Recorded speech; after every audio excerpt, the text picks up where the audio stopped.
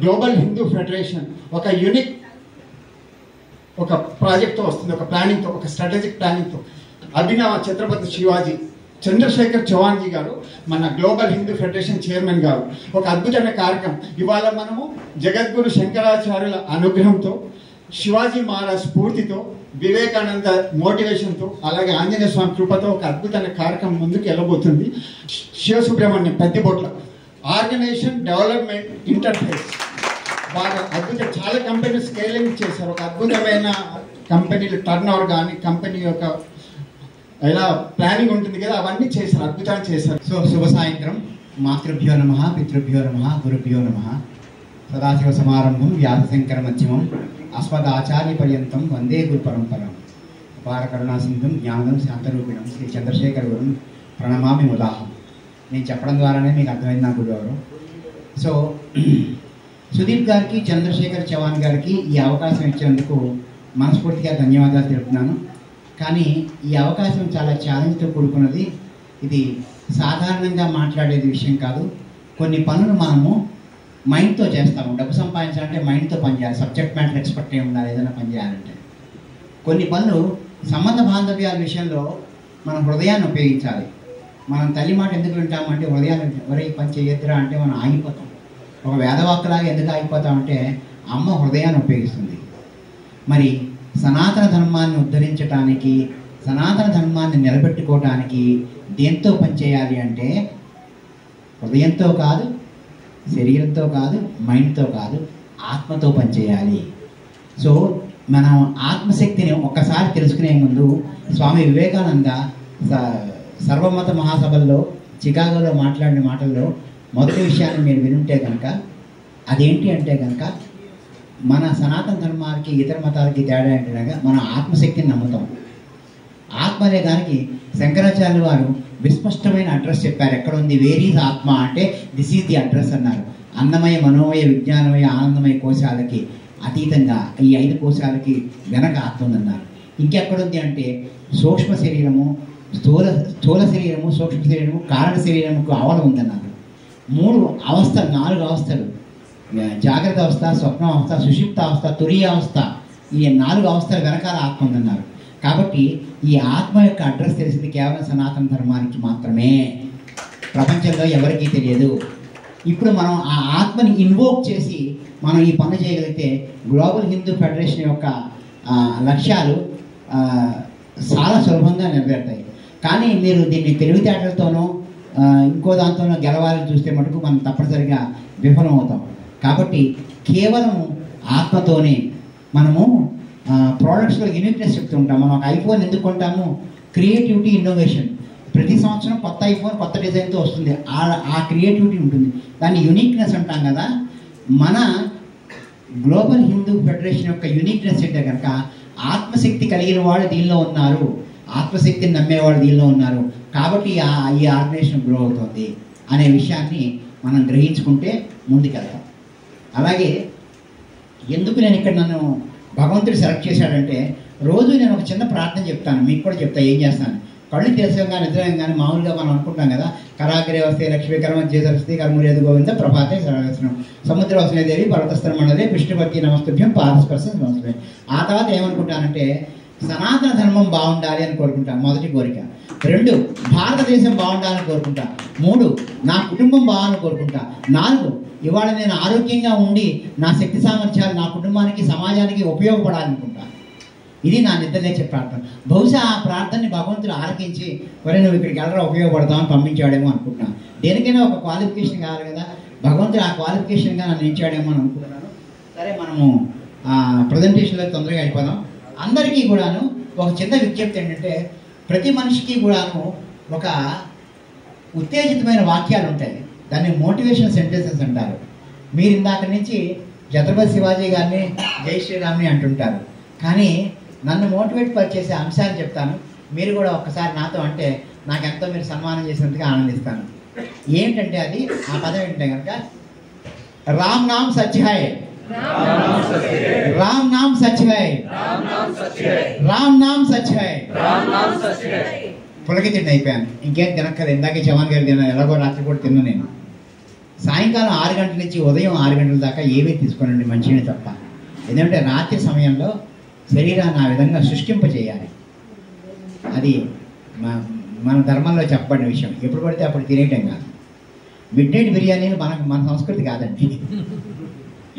So ఇది మొదలు పెట్టుకుందాం. మనకి ఏంటంటే ఈ ప్రజెంటేషన్లో మీకు 3 కనబడతాయి. మన ఛాలెంజెస్ ఏంటి, మన ఇనిషియేటివ్స్ ఏంటి, మన సొల్యూషన్స్ ఏంటి. కానీ ఆఖరిది మటుకు మనం చూపించేది ఒక అద్భుతమైన సొల్యూషన్ ఉండాలి. ఆ సొల్యూషన్ కంటేజియస్ అయి ఉండాలి. కంటేజియస్ అంటే సంక్రమిత వ్యాధిలాగా ఒకరి నుంచి ఒకరు వ్యాపించాలి. ఈ సొల్యూషన్ అందరూ కూడా మెచ్చుకోవాలి.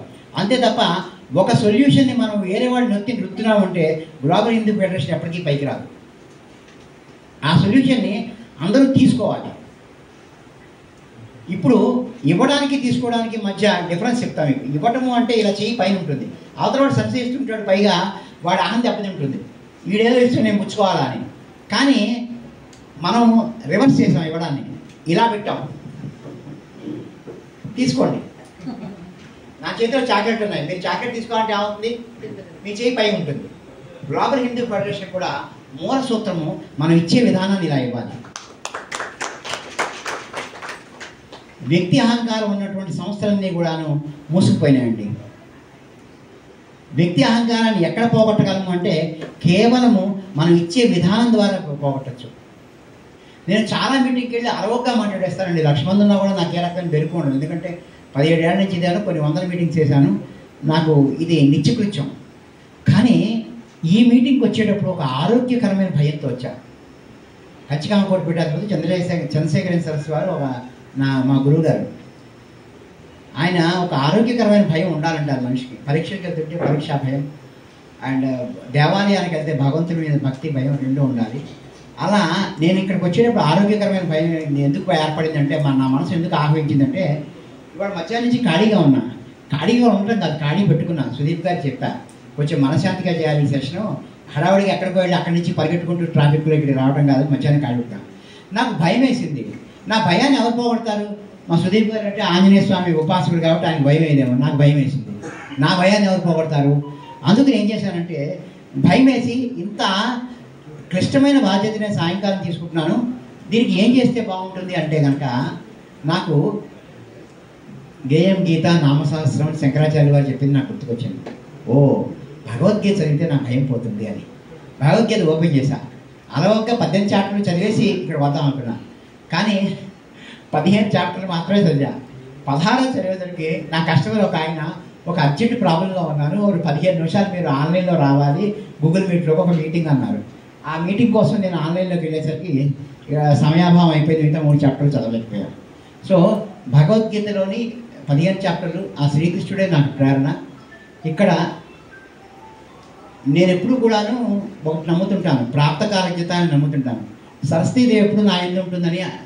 మరి ఎప్పుడు ఏ జన్మలో అమ్మవారి ఉపాసన చేశానో నాకు తెలియదు. ఈ జన్మలో అంత పెద్దగా అమ్మవారికి పూజలు చేసి నేను అడగను.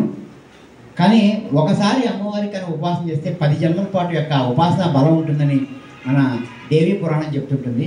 అలాగే ఆ సరస్వతి అమ్మవారి కరుణ వల్ల నాకు ఎన్నో వేదికల మీదకి వెళ్ళిన తర్వాత, ఆ వేదిక మీదకి వెళ్ళిన తర్వాతే ఆ రకమైన తెలివితేటలు ఏదో చిప్లో పెట్టినట్టు కంప్యూటర్లో అలా వస్తాయి. అది నాకు ఇటువంటి భగవద్గీత ఒకసారి కాదు, 2 సార్లు కాదు, 3 సార్లు కాదు, అనేక సార్లు జరిగింది. సో అందుకంటే కనుక ఇప్పుడు కూడా అదే మహిమ జరుగుతుందని మనస్ఫూర్తిగా అనుకుంటున్నాను. మూకం కరోతి వాచాలం పంగుం లంఘయతే గిరిం యత్కృపా తవహం వందే పరమానంద మాధవం. మూకం కరోతి వాచాలం అంటే మూగవాడిని మాట్లాడించి చేసే శక్తి. పంగుం లంఘయతే గిరిం, ఒక హ్యాండిక్యాప్డ్ పర్సన్, వికలాంగుణ్ణి గెంతే విధంగా చేసే శక్తి నీలో ఉంది. యత్కృపా తవహం వందే, అటువంటి కృప నాకు కావాలి.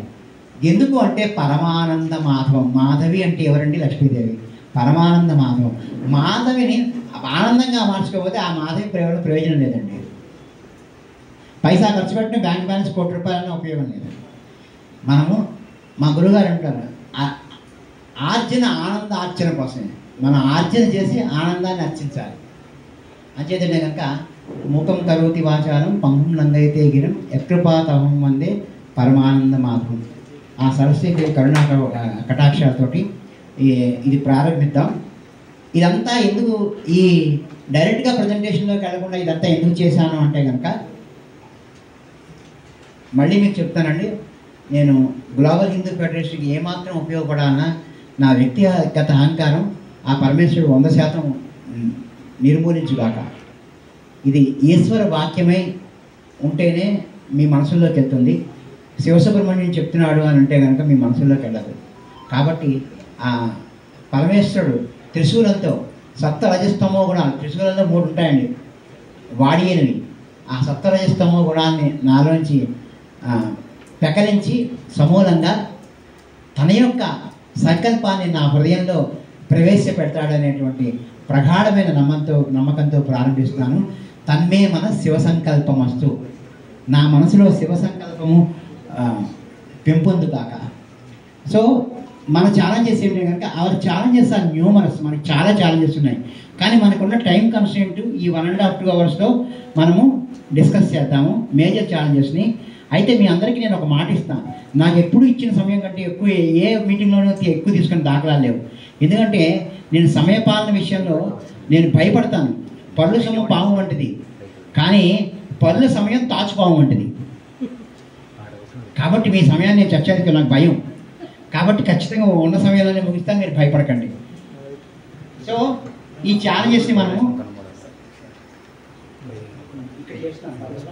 Okay. So first top 10 challenges అండి మన ముందున్నవి. No globally accepted authentic organisation that help Hindus all over the world. హిందూకు సంబంధించినంత వరకు ఒక అథెంటిక్ ఆర్గనైజేషన్ ప్రపంచవ్యాప్తంగా ఏదీ లేదు. ప్రతి వాళ్ళు కొంత పాక్షికమైన పని చేసి మేము వీఆర్ రిప్రజెంటేటివ్స్ ఆఫ్ హిందూ అంటున్నారు. కానే కాదు. ఎందుకు అంటే సర్వము అటు వేదాలకు సంబంధించినవి, ఇటు రిలీజియస్ మేనేజ్మెంటు, ఇటు టెంపుల్ మేనేజ్మెంటు, ఆశ్రమం మేనేజ్మెంటు, సర్వీస్ మేనేజ్మెంటు, ఇలా అనేకమైన విషయాల్ని అడ్రస్ చేయగలిగి ఒక అథెంటిక్ గ్లోబల్ ఆర్గనైజేషన్ ఏమీ లేదు. ఇది మనకున్నటువంటి లోటు, ఇంగ్లీష్లో డెఫిషియన్సీ అంటాం. ఈ లోటుని మనం పూడ్చడానికి చేసే ప్రయత్నం ఏంటో తర్వాత తెలుసుకుందాం. మన ఛాలెంజ్ ఇది. రెండో challenge, no structured preventive mechanism to stop religious conversions. ఈ రిలీజియస్ కన్వర్షన్స్ని ఆఫ్ చేయడానికి, వేరే మతంలో వెళ్ళిన ఆఫ్ చేయడానికి మనకు ఒక రకమైనటువంటి ప్రివెంటివ్ మెకానిజం లేదు.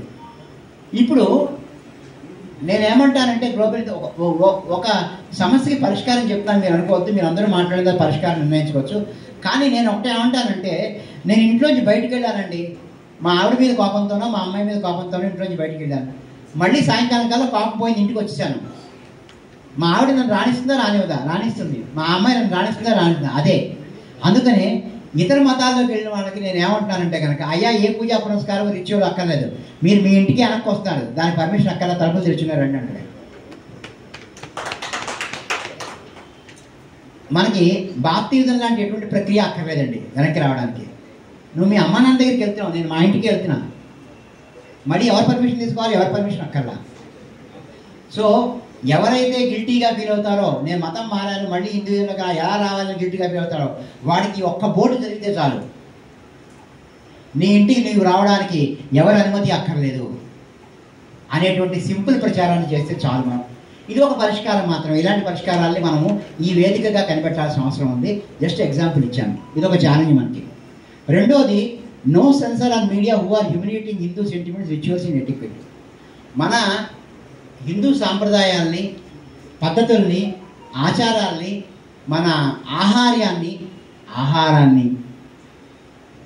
కించపరిచేటువంటి ఓటీటీ ప్లాట్ఫామ్స్ కానీ, సినిమాలు కానీ, సీరియల్స్ కానీ, వాటన్నింటిలో కూడాను మనకంటూ ఒక టీం ఉండి, డిజిటల్ టీం ఉండి, దాన్ని బ్రాడ్కాస్టింగ్ సొసైటీ ఆఫ్ ఇండియా వాళ్ళకి నిరంతరాయంగా కంప్లైంట్ చేస్తూ ఒక ట్రాకర్ మెయింటైన్ చేస్తే ఒక్కడికి భయం వస్తుంది. రామకృష్ణ పరమహంస చెప్పినట్టు, పాము కాటెక్కర్లేదండి, బొస కొడితే భయపడతాం. కానీ ఈరోజు బొస కొట్టడం కూడా మనం చేయడం లేదు.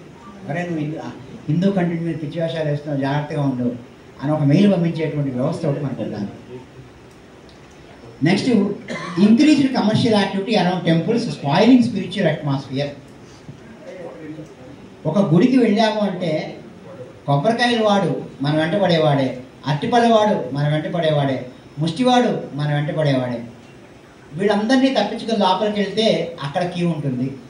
దాని తర్వాత ఇంకొక రకమైన మనకి ఒక ఎక్స్పీరియన్స్ రావడం లేదు. ఆ ఎక్స్పీరియన్స్ చేయడానికి మనం ఏం చేయాలంటే కనుక ఈ గుడి వాతావరణాన్ని స్పిరిచువల్ ఎక్స్పీరియన్స్గా ఎలా మార్చాలి, ఆ మార్చడానికి మనం చేయాల్సిన పనులు ఏంటి, దానికి స్టాండర్డ్ ఆపరేటింగ్ ప్రొసీజర్ ఏంటి, అలాంటిది మనం కనిపెట్టాలి.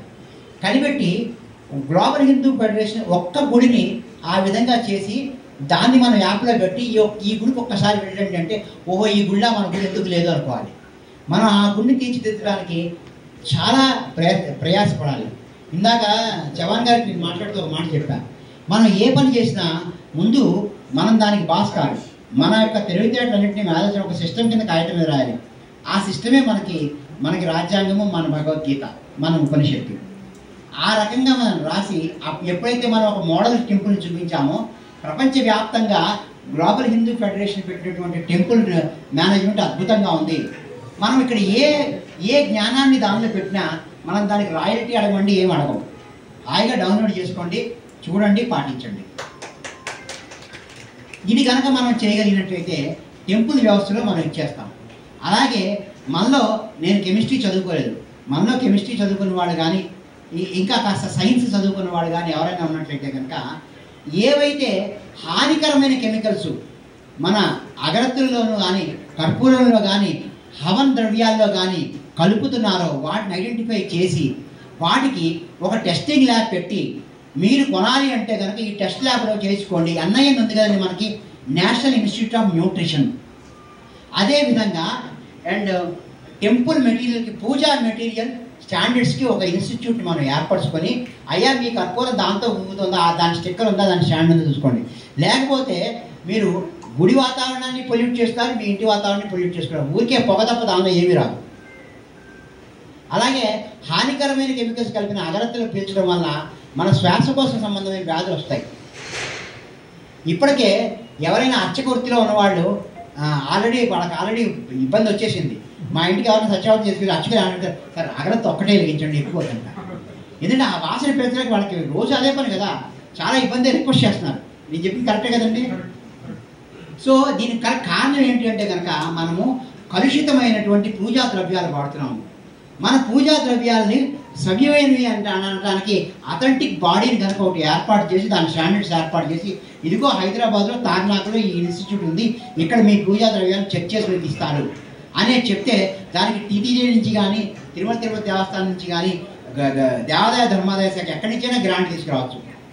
అందరం మన హిందువులు చాలా పెద్ద కమ్యూనిటీ అండి, 10 పైసలు వేసుకున్నా సరిపోతుంది ఆ ల్యాబ్ ఏర్పాటు చేయడానికి. అది ఒక్కటి పెట్టామంటే దానికి ఒక పేరు పెట్టాలి, నేషనల్ ఇన్స్టిట్యూట్ ఆఫ్ న్యూట్రిషన్ లాగా. పూజా మెటీరియల్కి సంబంధించిన వరకు పూజా మెటీరియల్ ఒక పవిత్రమైనగా కావాలి ధ్యాసానికి. ఎందుకు అంటే కనుక అప్పుడు ఈ గుడి చుట్టూ సాగేటువంటి వ్యాపార కార్యక్రమాలన్నీ చాలా వరకు బంద్ అయిపోతాయి. ఎందుకు అంటే కనుక బాబు GHF ఇది ఉందా, దాన్ని ఏమంటారు, అథెంటికేషన్ ఉందా, హోలోగ్రామ్ క్రియేట్ చేస్తాం, ఆ హోలోగ్రామ్ అతికించుకుంటారా మీరు, ఆ హోలోగ్రామ్ ఉంటేనే కొంటారు పూజా మెటీరియల్. అప్పుడు ఏమవుతుందంటే ఆటోమేటిక్గా ఇంతకుముందు ప్రతి ప్రోడక్ట్ని ఆర్గానిక్ అని అమ్మేవాడు. ఇప్పుడు గవర్నమెంట్ వచ్చి మెకానిజం పెట్టి నాన్ ఆర్గానిక్ ప్రోడక్ట్ అని చెప్తే 3 నెలలు చేయలేని చెప్పింది. దెబ్బకి సూపర్ మార్కెట్ వచ్చి అన్ని తీశారు. ఇది నాకు ఎలా తెలిసిందంటారా, నేను ఒక ఆర్గానిక్ కంపెనీ కన్సల్టింగ్ చేశాను, అందుకని తెలిసింది. సో ఎప్పుడైతే మనం ఇది పెడతామో మనకి ఆ ప్రాబ్లమ్స్ అన్నీ పోతాయి. ఈ అట్మాస్ఫియర్ రావడానికి ఎక్కువ వ్యాపార ధోరణి బాగా పెరిగిపోయింది. పైగా గుడి బయట ఎవరో ఒక ఆవు పెట్టి కూర్చుంటుంది. మనకు ఆవుండే భక్తి మీద మనం ఎన్కాష్ చేసుకోవడానికి. ఎన్ని రకాలుగా ఒక గుడికి వెళ్తుంటే గుడి చుట్టూ ఎంత వ్యాపారం జరుగుతుందో మీరు గమనించినట్లయితే ఈ వ్యాపారాన్ని మనం వీడియో రూపంలో కానీ ఆడియో రూపంలో కానీ ఇన్స్టాగ్రామ్లో ఉండే షార్ట్స్ రూపంలో కానీ మన గ్లోబల్ హిందూ ఫెడరేషన్లో పెడితే జనాల్లో అవగాహన వస్తుంటారా రాదంటారా. So no central certification validation body for Veda and other related scholars like All India Council for Vedic Education. AICT లాగా ఒకటే ఉండాలండి, మీరు అక్కడ చేయించుకోవాల్సిందే. మీరు ఇండియాలో MBBS చేసి అమెరికాలో ప్రాక్టీస్ చేస్తాను అనుకోండి, కుదరదు. మీకు ఆ విషయం తెలుసో లేదో. అక్కడ మనం అక్కడ మళ్ళీ మనము సర్టిఫికేషన్ తీసుకోవాల్సిందే. లాస్ ఎంత స్ట్రిక్ట్గా ఉంటాయంటే ఒక డాక్టర్ గారు 55 ఏళ్ళు ఆవిడ పాపం వాళ్ళ మనవరాలను చూసుకోవడానికి అమెరికా వెళ్ళింది. వెళ్తే పక్కింటి ఆవిడ ఏదో పని మీద వెళ్తూ అమ్మ అత్తయ్య గారు మా అమ్మాయిని కూడా చూస్తారా కాసేపు, నేను సాయంకాలం దాకా పడుతుందో పని మీద బయటకు వెళ్తాను అంటే, పర్లేదమ్మా మా మనవరాలతో మీ అమ్మాయి ఆడుకుంటుంది, నేను చూసుకుంటారే, నేను ఇంట్లోనే ఉన్నా కదా అని ఆడుకుంటుంది. ఈ పక్కింటి అమ్మాయికి ఏం జరిగిందంటే ఆ అమ్మాయి అమెరికాలో పుట్టింది కాబట్టి అమెరికన్ పాస్పోర్ట్ ఉంది. ఆ అమ్మాయికి కడుపులో నొప్పి వచ్చి ఈ అన్నం పెడుతుంటే వాంతి అయింది. ఆ వాంతి కోసం ఈవిడ ఏం చేస్తుంటే ఈవిడ ఆల్రెడీ డాక్టర్ కదా, ఇండియా నుంచి తెచ్చుకుని ఒక మందు టక్కుని వేసింది. కొంత కంట్రోల్ అయింది, కొంత కంట్రోల్ కాదు. సాయంకాలం వాళ్ళమ్మ వచ్చి హాస్పిటల్ తీసుకెళ్ళింది. ఏమైనా మందు వేశారంటే మా పక్కింటి ఒక డాక్టర్ ఒక మందు వేశాను. ఆవిడ పిలవండి అన్నారు. ఏ మందు వేసాము? ఈ మందు వేసాను. నువ్వు ఎవరు అంటే డాక్టర్ అంటే. వెంటనే అమెరికాలో హాస్పిటల్లో డాక్టర్ గారు పోలీసులకు ఫోన్ చేసి ఈమెను అరెస్ట్ చేయించాడు. ఈ అమ్మాయి మా అమెరికన్ సిటిజను, నువ్వు ఎక్కడ ఇండియాలో డాక్టర్ చదువుకున్నావు, ఇక్కడ నీకు గుర్తింపు లేదు, మందు ఎలా ఇస్తావని మీరు చెప్తే నమ్మని ఆవిడ 14 ఏళ్ళు జైలు వేశాడు. ఇప్పటికే జైల్లోనే ఉంది. సో మనం ఏంటంటే కనుక ఎవరైనా వచ్చినా, అర్చకులు వచ్చినా, ఎవరు వచ్చినా, ఏం చదివినా, అయ్యా నేను కరీంనగర్ వేద పాఠశాలలో చదువుకున్నాను, నేను మా గురువు గారి దగ్గర చదువుకున్నాను, ఎక్కడన్నా చదువుకో ఇబ్బంది లేదు. కానీ ఆల్ ఇండియా కౌన్సిల్ ఫర్ వేద ఎడ్యుకేషన్కి వెళ్ళి అక్కడ ఒక అసెస్మెంట్ టెస్ట్ పాస్ అయ్యి మీరు ఒక సర్టిఫికేట్ తెచ్చుకోండి, ఆన్లైన్లో కానీ ఆఫ్లైన్లో కానీ. That is authentic for all India. ఒకటే దాని టెస్టింగ్ మెథడ్స్ అన్నీ కూడా మనం పెట్టేస్తాం. ఎలా పెడతాము? దాన్ని దేవనాగరి లిపిలో పెడతాము, ఇంగ్లీష్లో పెడతాము. ఇవి కాకుండా స్థానిక భాషల్లో ఆడియో రూపంలో పెడతాం. తెలుగు అని నొక్కంగానే అయ్యా మీరు దేనికి స్మార్తానికి పరీక్ష హాజరవుదాం అనుకుంటున్నారా, ఈ క్రింద నియమాలు పాటించండి, 1 2 3 4 5 చెప్పేస్తుంది అదే ఆడియో మొత్తం.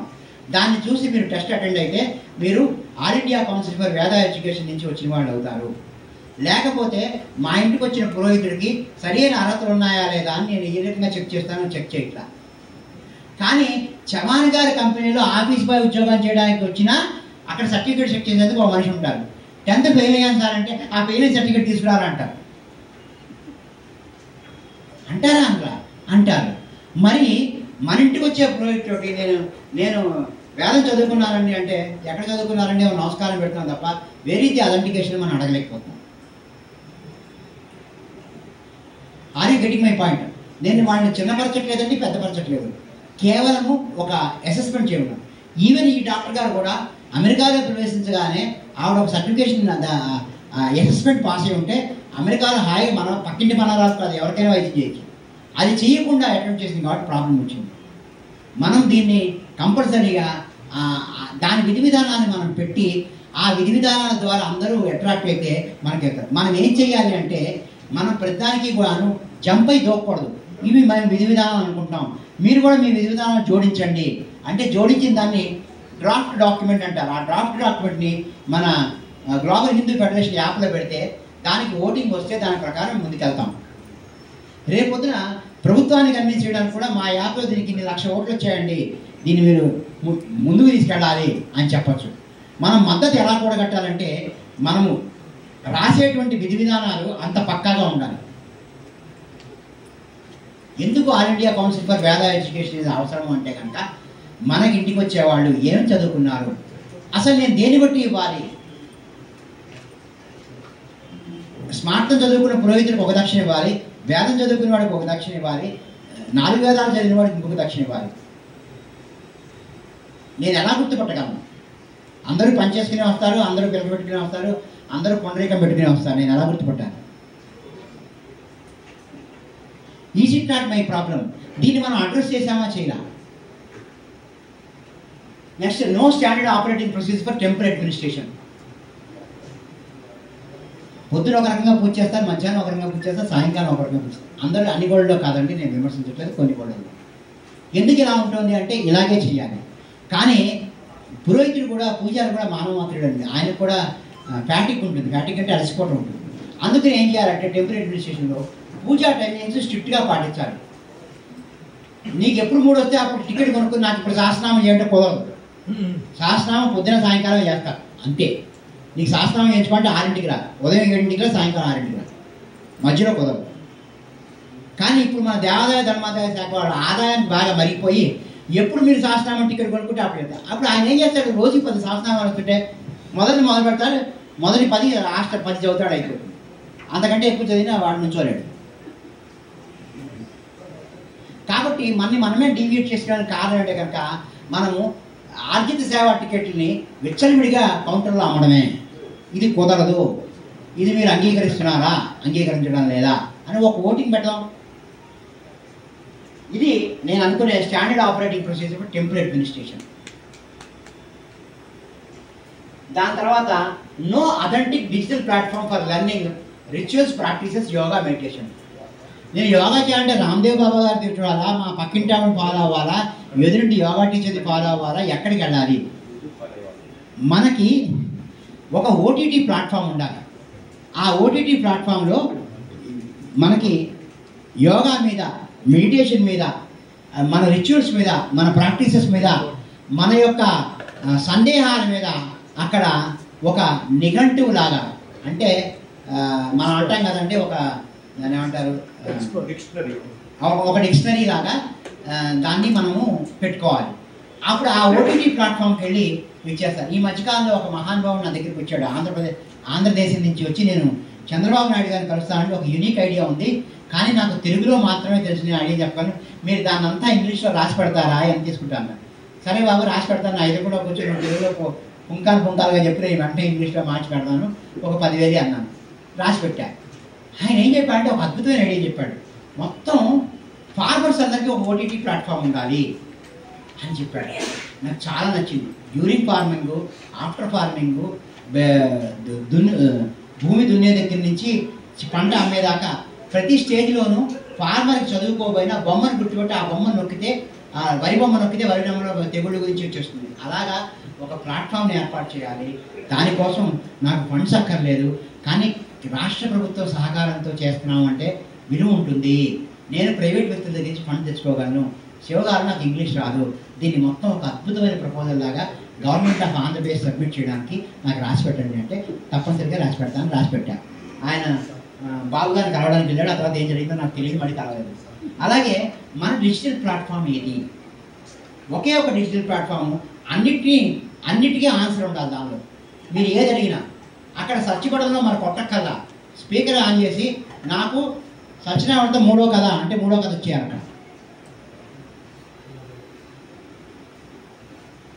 వరలక్ష్మి వ్రతం కలిసం అంటే కలిసం బొమ్మ వచ్చేయాలి అక్కడ. ఇది మనము ఒక డిజిటల్ ప్లాట్ఫామ్. మరి ఈ ప్లాట్ఫామ్ డబ్బులు ఎక్కడ వస్తాయి అంటే, ఏమంటే మిగతా మతాల గురించి నాకు తెలియదు, కానీ సనాతన ధర్మంలో డబ్బుకి లోట్లేదు. ఎందుకంటే మనము ఎంత శక్తి అండి మంది. ఈ ఓటీటీ ప్లాట్ఫామ్కి తలా రూపాయి అక్కర్లేదండి. 10 పైసలు ఇచ్చిన హిందువులు భారతదేశంలో ఈ ప్లాట్ఫామ్ తయారవుతుంది. అందుకని మన గ్లోబల్ హిందూ ఫెడరేషన్లో కూడాను మనము డొనేషన్ అడిగేది మినిమం ₹1 మాత్రమే. రూపాయి ఇవ్వండి చాలు.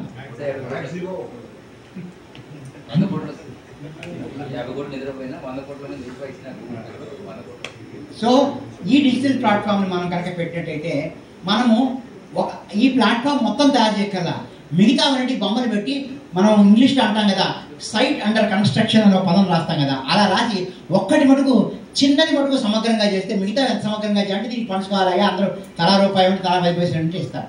కానీ ఆ ఒక్కటి చేయడానికి మనం ఉన్న 50-60 మంది తలో చేయి వేసుకుంటే అది జరుగుతుంది. ఆ ఒక్కటి ఎంత సమగ్రంగా ఉండాలంటే దాని గురించి సంబంధించిన సమస్తము దానిలో ఉండాలి. అది దేంతో ప్రారంభించాలి అంటే నేను ముందే మీకు సబ్జెక్ట్ ఇచ్చేస్తాను. వినాయక వ్రతం గురించి స్టార్ట్ చేద్దాం. వినాయక వ్రతం గురించి అన్ని ఫ్రీక్వెంట్లీ ఆస్క్డ్ క్వశ్చన్స్ దానిలో ఉంటాయి. వ్రతం ఎలా చేయాలో దానిలో ఉంటుంది, వీడియో దానిలో ఉంటుంది, దానికి సంబంధించిన కథ దానిలో ఉంటుంది, కథ మల్టీలింగాల్గా ఉంటుంది. వినాయక వ్రత కల్పం గురించి ఒక మహారాష్ట్రియన్ కానీ, ఒక గుజరాత్ పర్సన్ కానీ, ఒక తెలుగువాడు కానీ, ఒక తమిళన్ కానీ ఎవరు వచ్చినా దాన్ని చూడాలంటే అందులో అంతా ఉంటుంది.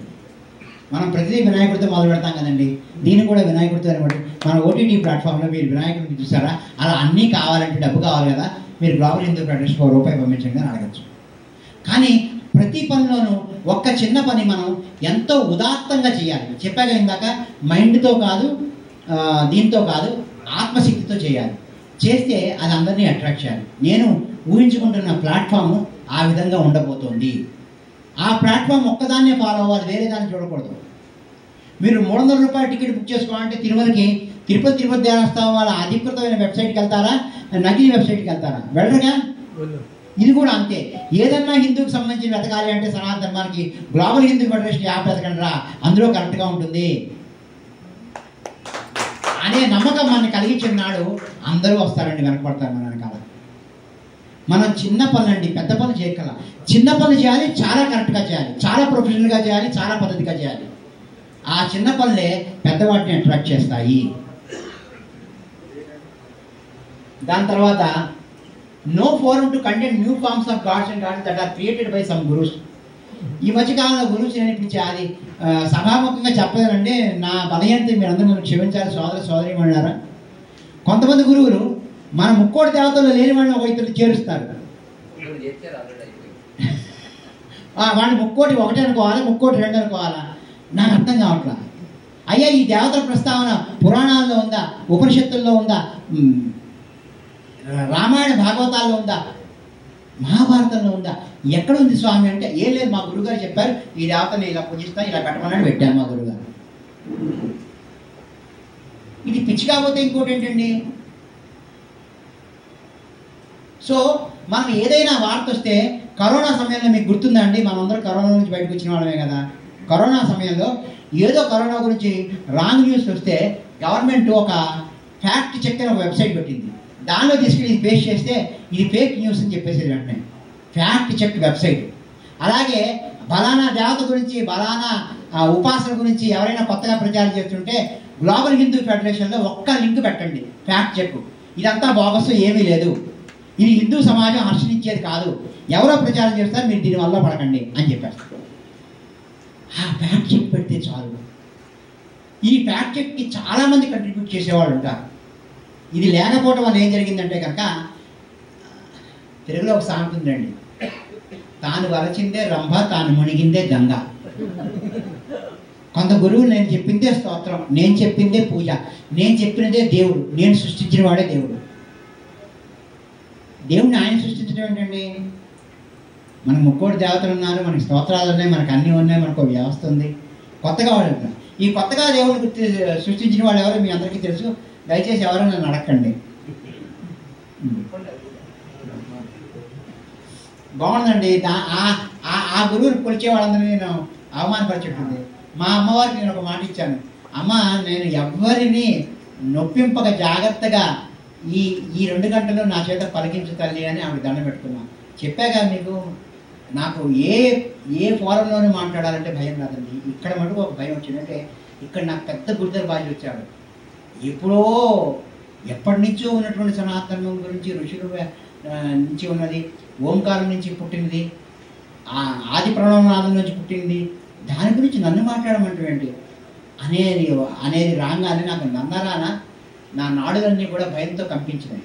అందుచేతంటే కనుక నేను నా నోట్లోంచి ఒక తప్పు వాక్యం కూడా రాకుండా జాగ్రత్త పడుతోంది మా అమ్మవారు Saraswatidevi.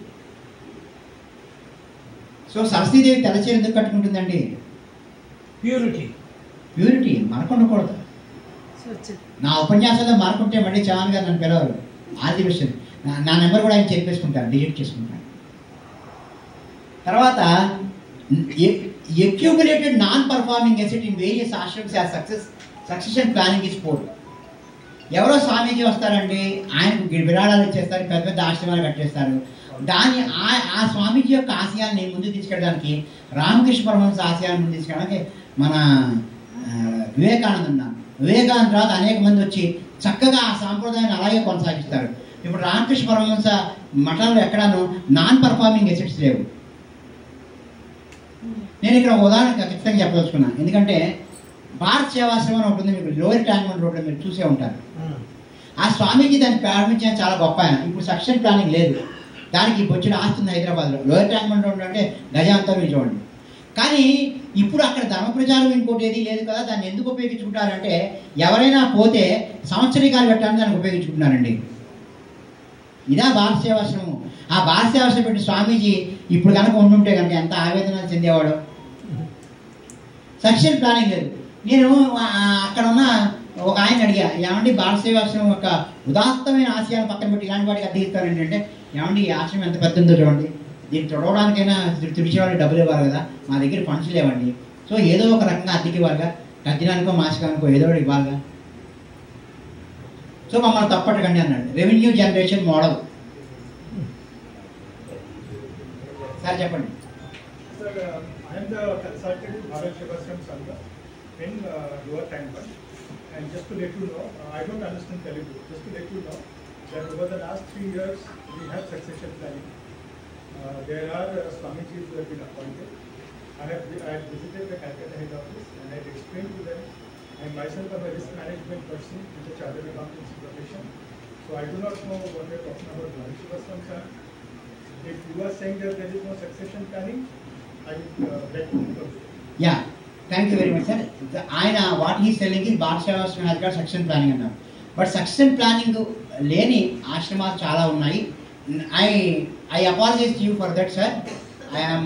When I visited it, I found that it is running without any proper successor, and what is the principles I have read about Bharat Sevashrama are very great, but they are not reflecting in the present activities. That is what I found myself.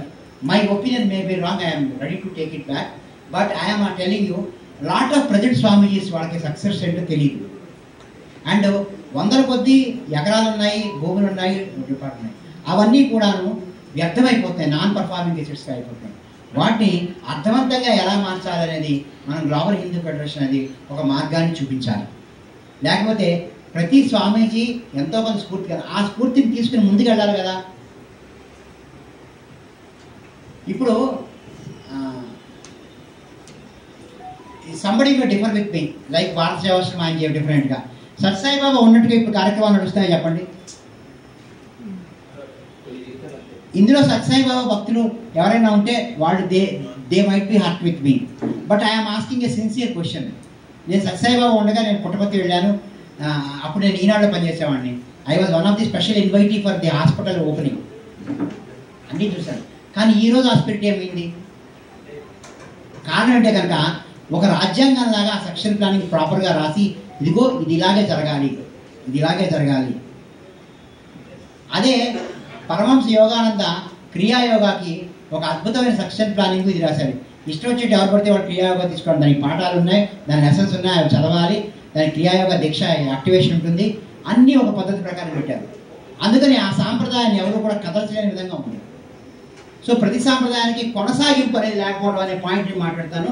Examples may be wrong, I may be pardoned. Accumulated non performing because succession planning is poor. ఇప్పుడు global Hindu federation succession planning ఏంటి? చవాన్ గారు సక్సెసరా, సుదీప్ గారు సక్సెసరా? కాదు. దీన్ని మనం ఎలా ప్రకటించాలంటే ప్రతి హిందువు జీడిఎఫ్కి జిహెచ్ఎఫ్కి సక్సెసరే. అప్పుడు ఓనర్షిప్ వస్తుందండి. అప్పుడు I feel I'm attached to the global Hindu federation. Who ఈ సక్సెసర్ అంటే you are the successor for this. ఇటువంటి జనం మనం తీసుకురాకపోతే దీన్ని మనం ఇంగ్లీష్లో ఏమంటాం, మేనేజ్మెంట్లో ఇంక్లూజివ్ లీడర్షిప్ అంటాం.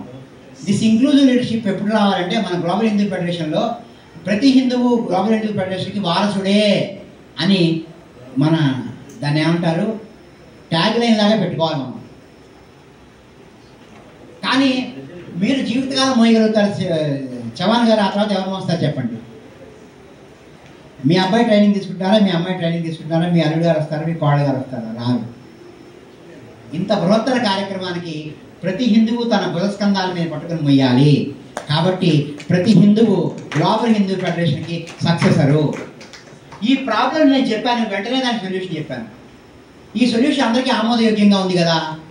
ఇలాంటి ఆమోదయోగ్యమైన సొల్యూషన్స్ కనిపెట్టడమే గ్లోబల్ హిందూ ఫెడరేషన్ యొక్క స్ఫూర్తి.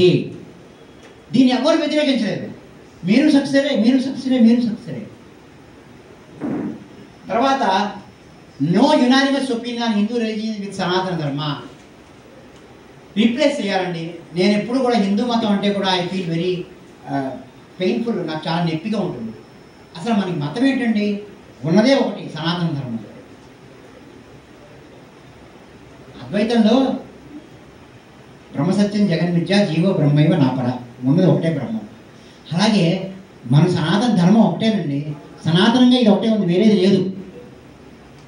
కాబట్టి మనకి కాంపిటేటివ్ స్పిరిట్, పోలిక, పోల్చుకోవటం ఇవన్నీ ఎప్పుడు పోతాయంటే హిందూ మతం అన్నంత వరకు ఇవన్నీ ఉంటాయండి. మతంతో పాటు వచ్చేటువంటి కాన్సిక్వెన్సెస్, పర్యవసానాలు ఇవి. సో అందుకనంటే కనుక మన గ్లోబల్ హిందూ ఫెడరేషన్లో మనం దీన్ని ఒక స్లోగాన్ కింద అనుకోవాలి. హిందూ పేరుని ఫైండ్ రిప్లేస్ అని ఒక ఆప్షన్ ఉంటుంది మనం మైక్రోసాఫ్ట్ వర్డ్ ఎక్సెల్లో ఉపయోగించేటప్పుడు. Wherever Hindu replace it with Sanatana ధర్మ. ఇది మన వన్ ఆఫ్ ది థింగ్. నేను ప్రౌడ్గా చెప్పగలుగుతాను, నేను సనాతన ధర్మానికి చెందవలసినవాడిని, హిందూ కాదు. Hindu is something. మిగతా మతాలతో నా మతాన్ని పెట్టుకోవాలి కాబట్టి మన అనవసరంగా మతం అనే దానిలో లాగారు. అంటే మన యొక్క విస్తృతిని సంకోచింపజేశారు మిగతా మతాల వాడు. మనకు కూడా ఒక పేరు పెట్టమని.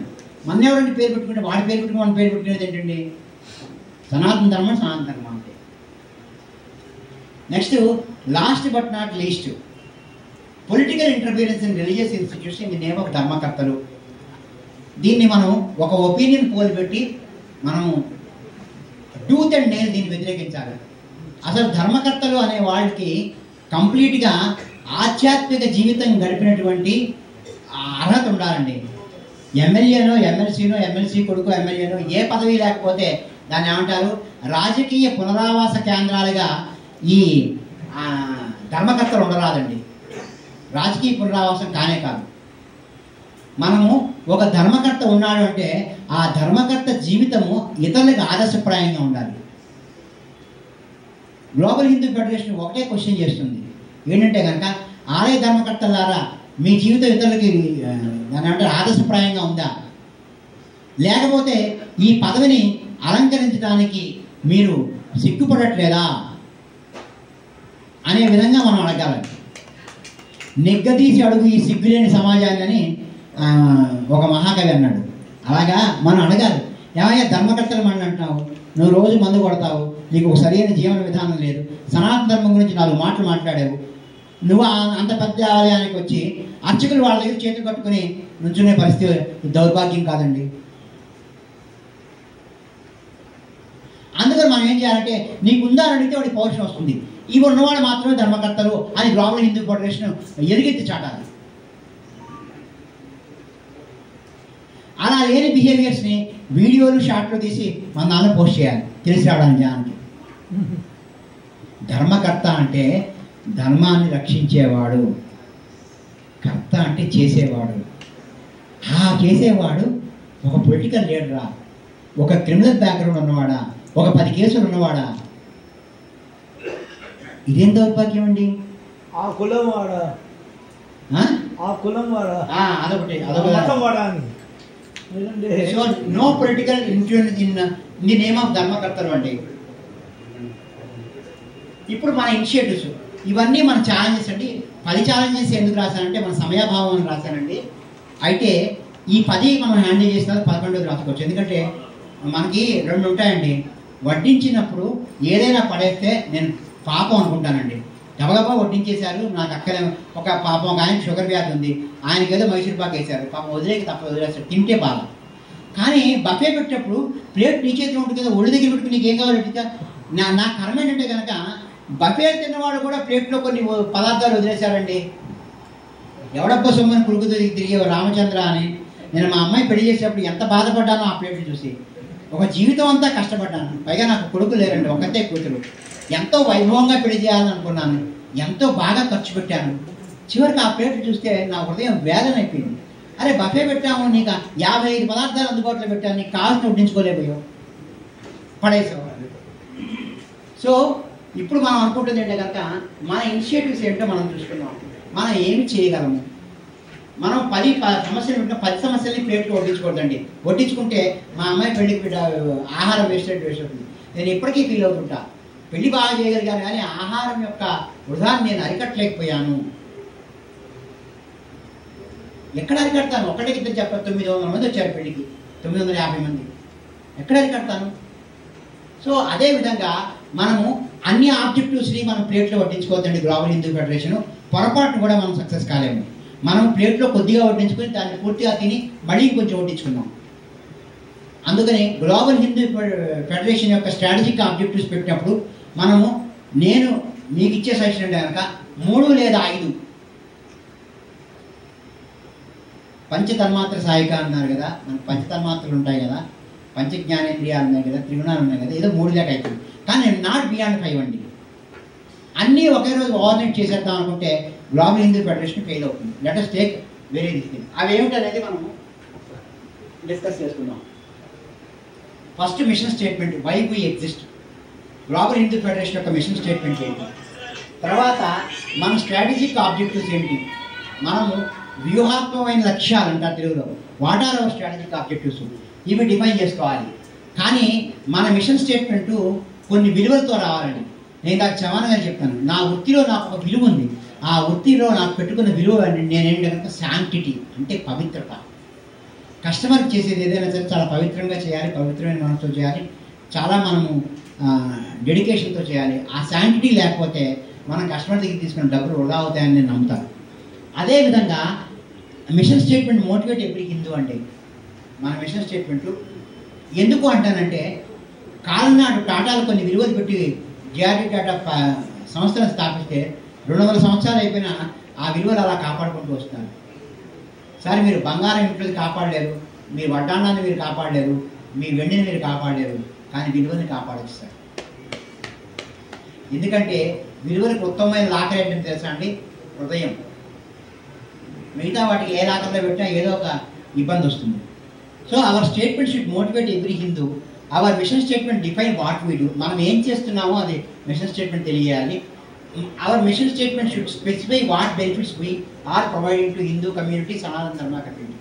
మనము ఏ బెనిఫిట్స్ ఇస్తున్నామో మన మిషన్ స్టేట్మెంట్ చెప్పాలి.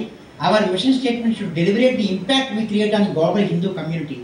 మనం ఎటువంటి ఇంపాక్ట్ని క్రియేట్ చేయాలనుకుని వచ్చాము, మన పేరు ప్రఖ్యాతులతో కోసం మనం గ్లోబల్ హిందూ ఫెడరేషన్ స్థాపించాలి. మనము హిందూస్ మీద తరతరాలుగా ఒక ఇంపాక్ట్ క్రియేట్ చేయాలి. ఆ ఇంపాక్ట్ ఒక ప్లాట్ఫామ్ ఉండాలి. ఆ ప్లాట్ఫామ్ యొక్క ఓనర్షిప్ ప్రతి హిందూకి ఉండాలి. You are part of this ownership. అంతే, నువ్వు హిందూగా పుట్టావా, that's it, you are owner for global Hindu federation, that's it. అలాంటిది ఉండాలి. Our mission statement should have emotion that drives us. ప్రతి మిషన్ స్టేట్మెంట్కి ఒక ఎమోషన్ డ్రైవ్ చేయాలండి. అండ్ నేను ఎప్పుడు కూడా డిలైటెడ్ అనే ఎమోషన్ని పెట్టుకుంటుంటాను. ఆ తర్వాత our mission statement makes us to jump from the bed, not just get down from the bed. మన మిషన్ స్టేట్మెంట్ మనం మంచం నుంచి కిందకి దూకాలి తప్ప దిక్కకూడదు. మంచం నుంచి దిగామంటే మన మిషన్ స్టేట్మెంట్ మనని మోటివేట్ చేయట్లేదు, అంటే మనకి స్ఫూర్తినివ్వట్లేదు. మనము ఒక స్ఫూర్తినిచ్చే వాక్యాన్ని చదివితే మనలోని నరాలు ఉత్తేజం పొందాలి. అటువంటి స్ఫూర్తిదాయకమైన ఒక వాక్యాన్ని మనం రాయటమే మన మిషన్ స్టేట్మెంట్. దీనికి మీ అందరి యొక్క సహకారం కావాలి. దీనికి ప్రత్యేకమైన సదస్సు పెడతారో ఏం చేస్తారో, లేకపోతే నేను అంటే కనుక 10 మంది వ్యక్తులు చవాన్ గారితో, సుదీప్ గారితో, నాతో కూర్చొని ఒక సెషన్ చేస్తే మనం ఒక మిషన్ స్టేట్మెంట్ యొక్క రూపురేఖలు తయారు చేయగలుగుతాం. దాన్ని మనం యాప్లో పెట్టి అందరి యొక్క అభిప్రాయం అడుగుదాం. దాని తర్వాత ఆ మిషన్ స్టేట్మెంట్ని గ్లోబల్ హిందూ ఫెడరేషన్ మిషన్ స్టేట్మెంట్ని పెడతాం. నా ప్రొఫెషనల్ అండ్ నా వ్యక్తిగతమైన మిషన్ స్టేట్మెంట్, అసలు నేను ఎందుకు బతుకున్నాను అనే దానికి నా ప్రొఫెషనల్ మిషన్ స్టేట్మెంట్ చెప్తే ఇప్పుడు నేను బిజినెస్ ప్రమోట్ చేసుకున్నట్టు అవుతుంది. అది చేయకూడని పని కాబట్టి చెప్పను, కానీ చవన్ గారు చూపించాను కదా సార్ నా ప్రొఫెషనల్ మిషన్. నా పర్సనల్ మిషన్ స్టేట్మెంట్ మీతో పంచుకుంటాను. Journey of joy with love from being human to becoming soul.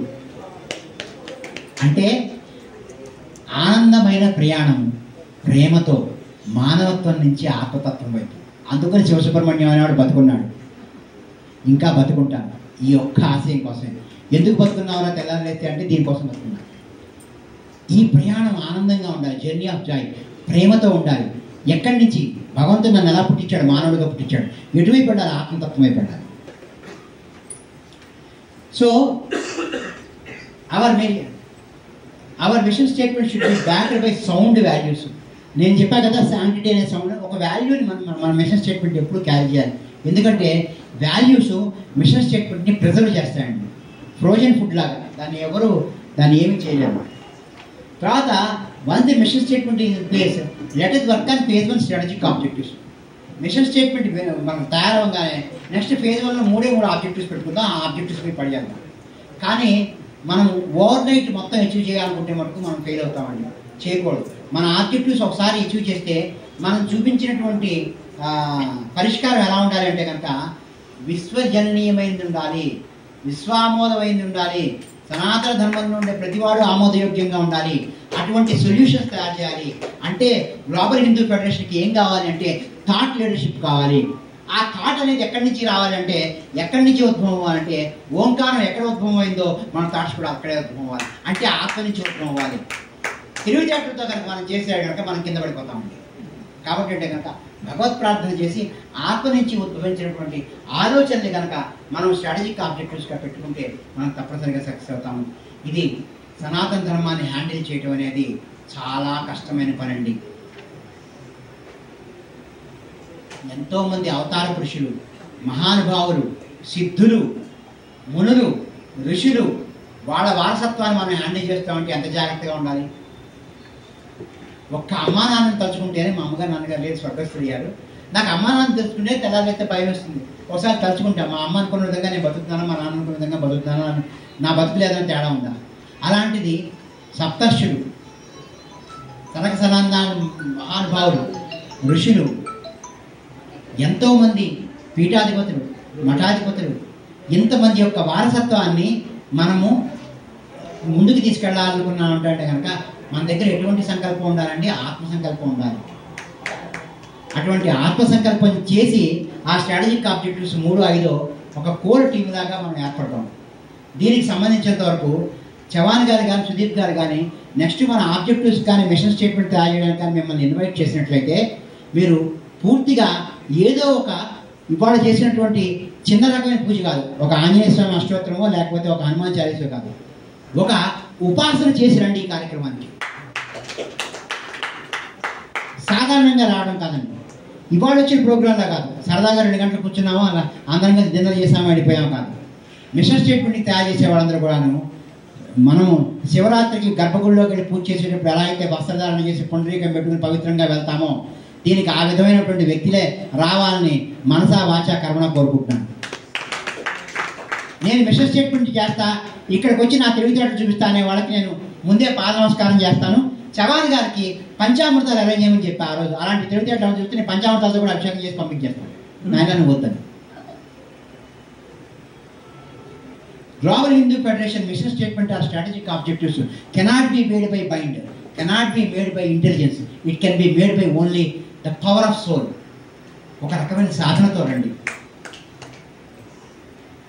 నేను ఇలా వచ్చి ఇవాళ వచ్చినట్టు 15 చాప్టర్ భగవద్గీత చదివి వచ్చా. మనస్ఫూర్తిగా నేను చెప్తున్నాను. ఇది ఎందుకు చేశాను అంటే మీకేదో చెప్పుకోవడానికి కాదు, భయంతో చేశాను. So strategic objectives direct to travel in specific directions without any deviation. ఒక్కసారి ఆబ్జెక్టివ్ పెట్టుకున్న తర్వాత అది నెరవేరేలాగా కొత్త తీసుకోవద్దు దయచేసి.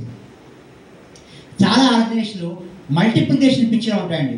అంటే తొందరగా ఎదిగిపోవాలని చెప్పేసి ఇది ఏమన్నా రిలయన్స్ ఫ్రెష్ పెట్టినట్ట లేకపోతే మన రత్నదీప్ సూపర్ మార్కెట్ పెట్టినట్ట? అలా కాదండి. గ్లోబల్ హిందూ ఫెడరేషన్ అలా ఎదగదు. కొట్టేది ఒకటైనా సరే విశ్వవ్యాప్తంగా ఉన్న ప్రతి హిందువుకి ఆ భావం తాకాలి. ఈరోజు నేను ఆలోచిస్తుంటే మరో చోట గ్లోబ్లో ఒక హిందువు నిద్రపోతుంటాడు గాఢంగా. ఇప్పుడు మనం వెళుతూ ఉన్నామండి, అమెరికాలో పడుకుంటారు, న్యూజిలాండ్లో గాఢ నిద్రలో ఉంటారు. కానీ ప్రతి వాడిని తట్టి లేపేటువంటి ఆబ్జెక్టులు కావాలి ఇది. And once the strategic objectives are framed, no one is allowed to give further suggestion or manipulate them. ఒక్కసారి ఆబ్జెక్టివ్ చేసామంటే కనుక అదేదో సినిమాలో డైలాగ్ రావా, ఒక్కసారి నేను కమిట్ అంటే నేను ఎవరి మాట విన్నాని. స్ట్రాటజిక్స్ ఆబ్జెక్టివ్ వచ్చిన తర్వాత దాన్ని మ్యానిపులేట్ చేయడం కానీ చేయడం ఎవ్వరికీ శక్తి లేదు. ఒక్కసారి చేస్తే దానికోసమే పనిచేయాలి. ఇటువంటి సంఘటిత శక్తి మాత్రమే గ్లోబల్ హిందూ ఫెడరేషన్ తీసుకెళ్తుంది. విలువలతో కూడిన, ఆత్మశక్తితో కూడిన, పవిత్రతతో కూడిన ఒక మహాసంకల్పమే గ్లోబల్ హిందూ ఫెడరేషన్ ముందుకు తీసుకెళ్ళడం. కానీ ఒక ఆర్గనైజేషన్లా చేయడానికి మన చవాన్ లాంటి వాళ్ళు పెట్టారుగా, ఆయన లాజిస్టిక్ కంపెనీ లాగా నడిపించవచ్చు, అడ్మిరల్ లాజిస్టిక్స్ లాగా నడిపించవచ్చు. అది తెలివితేటతో నడిపిస్తే సరిపోతుంది అంతే. నెక్స్ట్ మనము మన సొల్యూషన్స్లోకి వెళ్దాం. Our solutions are in our hand, మన చేతిలోనే ఉన్నాయి. మొదటిది ఏంటంటే మన కలెక్టివ్ వర్క్ కావాలండి, అందరం కలిసి పనిచేయాలి. మనము కమిట్మెంట్ ఎలా ఉందంటే ఒక్క మెసేజ్ ఇచ్చామంటే ఇవాళ 6ంటికి రావాలంటే 6ంటికి అండి. నేను పనిచేసే కన్సల్టింగ్ కంపెనీ ఉదాహరణకి మాత్రం చెప్తాను, నా గురించి చెప్తాను, దయచేసి అనుకోవద్దు. నన్ను మీరందరూ క్షమించదు కాక యాంటిసిపేటరీ బెయిల్ అన్నట్టుగా నేను యాంటిసిపేటరీ క్షమాపణ అడుగుతాను. డిస్క్లైమర్, నేను ఏదన్నా కంపెనీలో కన్సల్టింగ్ ఒప్పుకున్నానంటే, నేను మీటింగ్కి వెళ్ళానంటే ఆ కంపెనీ మేనేజింగ్ డైరెక్టర్ ఎవరు ఒక నిమిషం ఆలస్యం వచ్చిన నిమిషానికి 100 రూపాయలు నాకు పే చేయాలి. నేను నిమిషం ఆలస్యంగా వస్తే 200 రూపాయలు ఇస్తాను. నేను కంపెనీలో 10 నిమిషాలు ఆలస్యంగా వెళ్ళా, ట్రాఫిక్ జామ్ అన్నా, 2000 రూపాయలు, 10 × 200 రూపాయలు, 2000 రూపాయలు టేబుల్ మీద పెట్టి మీటింగ్ స్టార్ట్ చేశాను. నీకు కంప్లైంట్కి పోయే ఫోన్ వస్తే ఎవరికన్నా ఈ ఒక వ్యక్తిని, ఆ వ్యక్తి ఆ ఫోన్ హ్యాండ్ ఓవర్ చేసి, సార్ నేను మా సార్ మీటింగ్లో ఉన్నారు, ఏమిటో విషయం చెప్పండి నోట్ చేశాను. నేను మీటింగ్ హాల్లో ఉన్నప్పుడు పొరపాటు కూడా మొబైల్స్ అలౌ చేయను. ఏమండి, తాచుపావునైనా పక్కన పెట్టుకుని నిద్రపోవచ్చు, కానీ మొబైల్ ఫోన్ పక్కన పెట్టుకుని మనశానికి నిద్రపోవాలి. మీరందరూ నన్ను క్షమించుదురు కాక. Our method of presenting solutions ఎలా ప్రజెంట్ చేయాలంటే విశ్వజనీయమైన ఆలోచనలుగా ఉండాలి. ప్రపంచవ్యాప్తంగా ఎవరు విన్నా వాళ్ళ హృదయానికి తాకాలి. అంతే తప్ప మన తెలివితేటల నుంచి ఉద్భవించినటువంటి solution is not going to work for global Hindu federation.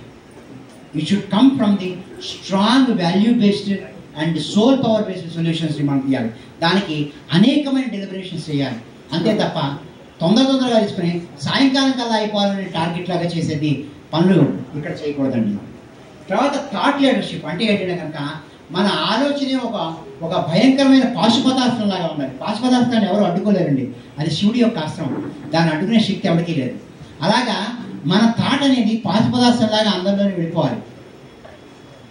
నేను మామూలుగా కంపెనీలో మీటింగ్ చేసేటప్పుడు ఒకటి అంటాను, అయ్యా మీరందరూ, నేను 1 గంట మాట్లాడతాను, మీరందరూ నెగిటివ్ మైండ్తో కూర్చోండి నా మీద, మీరు 1 గంట కాలం పాజిటివ్ మైండ్లోకి వస్తారు, రాకపోతే మీ ఎండి గారు చెప్పండి నా సర్వీస్ తీసుకోవద్దని చెప్తాను. అంత ఛాలెంజింగ్గా చెప్తాను. కేవలం బిజినెస్ కోసం చేసే నేను మీటింగ్ అంత ఛాలెంజింగ్గా చేస్తుంటే మరి మనం దీన్ని ఎలా చేయాలి? థాట్ లీడర్షిప్ అంత పాజిటివ్ పవర్ ఉండాలి. తర్వాత మెథడ్ ఆఫ్ ప్రజెంటింగ్ సొల్యూషన్ ఎలా ప్రజెంట్ చేయాలి? ప్రతి వ్యక్తికి ఆ సొల్యూషన్ చూస్తే అరే ఇది చాలా సులభంగా ఉందే, మత మార్పులు ఇంత సులభంగా అడ్డుకోవచ్చా, ఇప్పటిదాకా ఎవడూ చెప్పలేదే, గ్లోబల్ హిందూ ఫెడరేషన్ ఒకటే చెప్పింది, ఇంత సులభమైన సొల్యూషన్ చెప్పిందే అనుకోవాలి. అక్కడ బ్యూటీ అండి.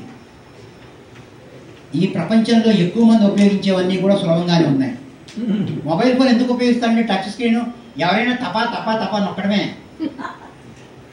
ఆ నొక్కుడు అందరికీ వస్తుంది, వేరున్నవాడికల్లా నొక్కుడు వస్తుంది.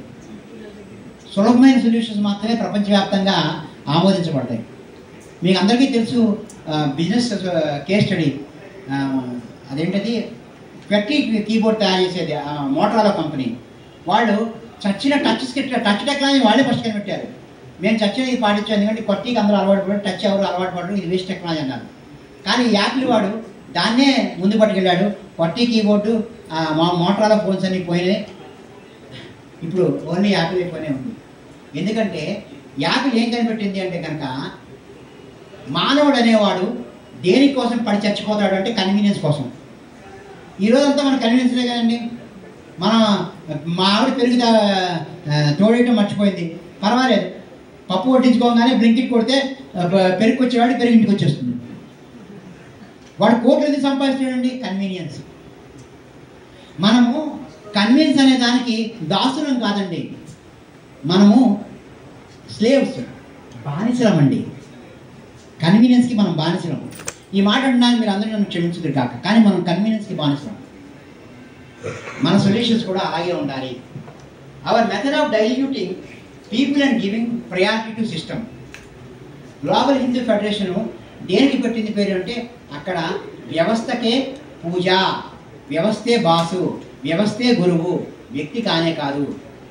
ఏ వ్యక్తిని గ్లోబల్ హిందూ ఫెడరేషన్లో మనం హైలైట్ చేస్తామో అప్పుడు ఆ వ్యక్తి ఆరాధన కిందే ఆ సంస్థ అయిపోతుంది తప్ప అది గ్లోబల్ హిందూ ఫెడరేషన్. కొంతమంది మర్చిపోయి గ్లోబల్ హిందూ ఫెడరేషన్ పదం కూడా మర్చిపోయి అదే ఆ మినర్వా కంపెనీ చవాన్ గారిదా అంటారు. అంతే, ఆ మాట అన్నారంటే దానికి చావుతో సమానం. It is equal to death. అయ్యా ఇది చవాన్ గారి కాదు, నమస్కారం, ప్రతి హిందూది. So diluting people and giving priority to system. నేను గ్లోబల్ హిందూ ఫెడరేషన్లో ఈ రోజు వరకు నేను ఉపకరణానండి. మళ్ళీ నన్ను మీరు హీరో చేసినా విలన్ చేసినా నేను దేనికి పనికిరాను. నైద్రాయమే హీరో, నారాయణ విలన్. కానీ ఇక్కడ మాత్రం నేను దీనికి మటుకు ఒక ఉపకరణాన్ని. హోమంలో ద్రవ్యాలు ఒక పద్ధతి ప్రకారం వేస్తుంటారు.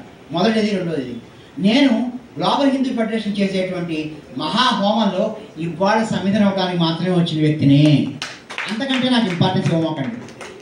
మీ హృదయంలో కానీ మీ మనసులో కానీ ఎక్కడ ఎటువంటి ఎక్స్ట్రా చోటు నేను అడగట్లేదు, మీరు ఇవ్వద్దు. నేను అడగదు, మీరు ఇవ్వద్దు. That's it. ఇప్పుడు మన సొల్యూషన్స్ ఏంటంటే కనుక our solutions should give insights to all Hindus. ప్రతి వాళ్ళకి ఒక ఇన్సైట్ లాగా పనిచేయాలి. అంటే లోపల ప్రేరణ జరగాలి. Our solutions are subject to testing and sampling before making them to public.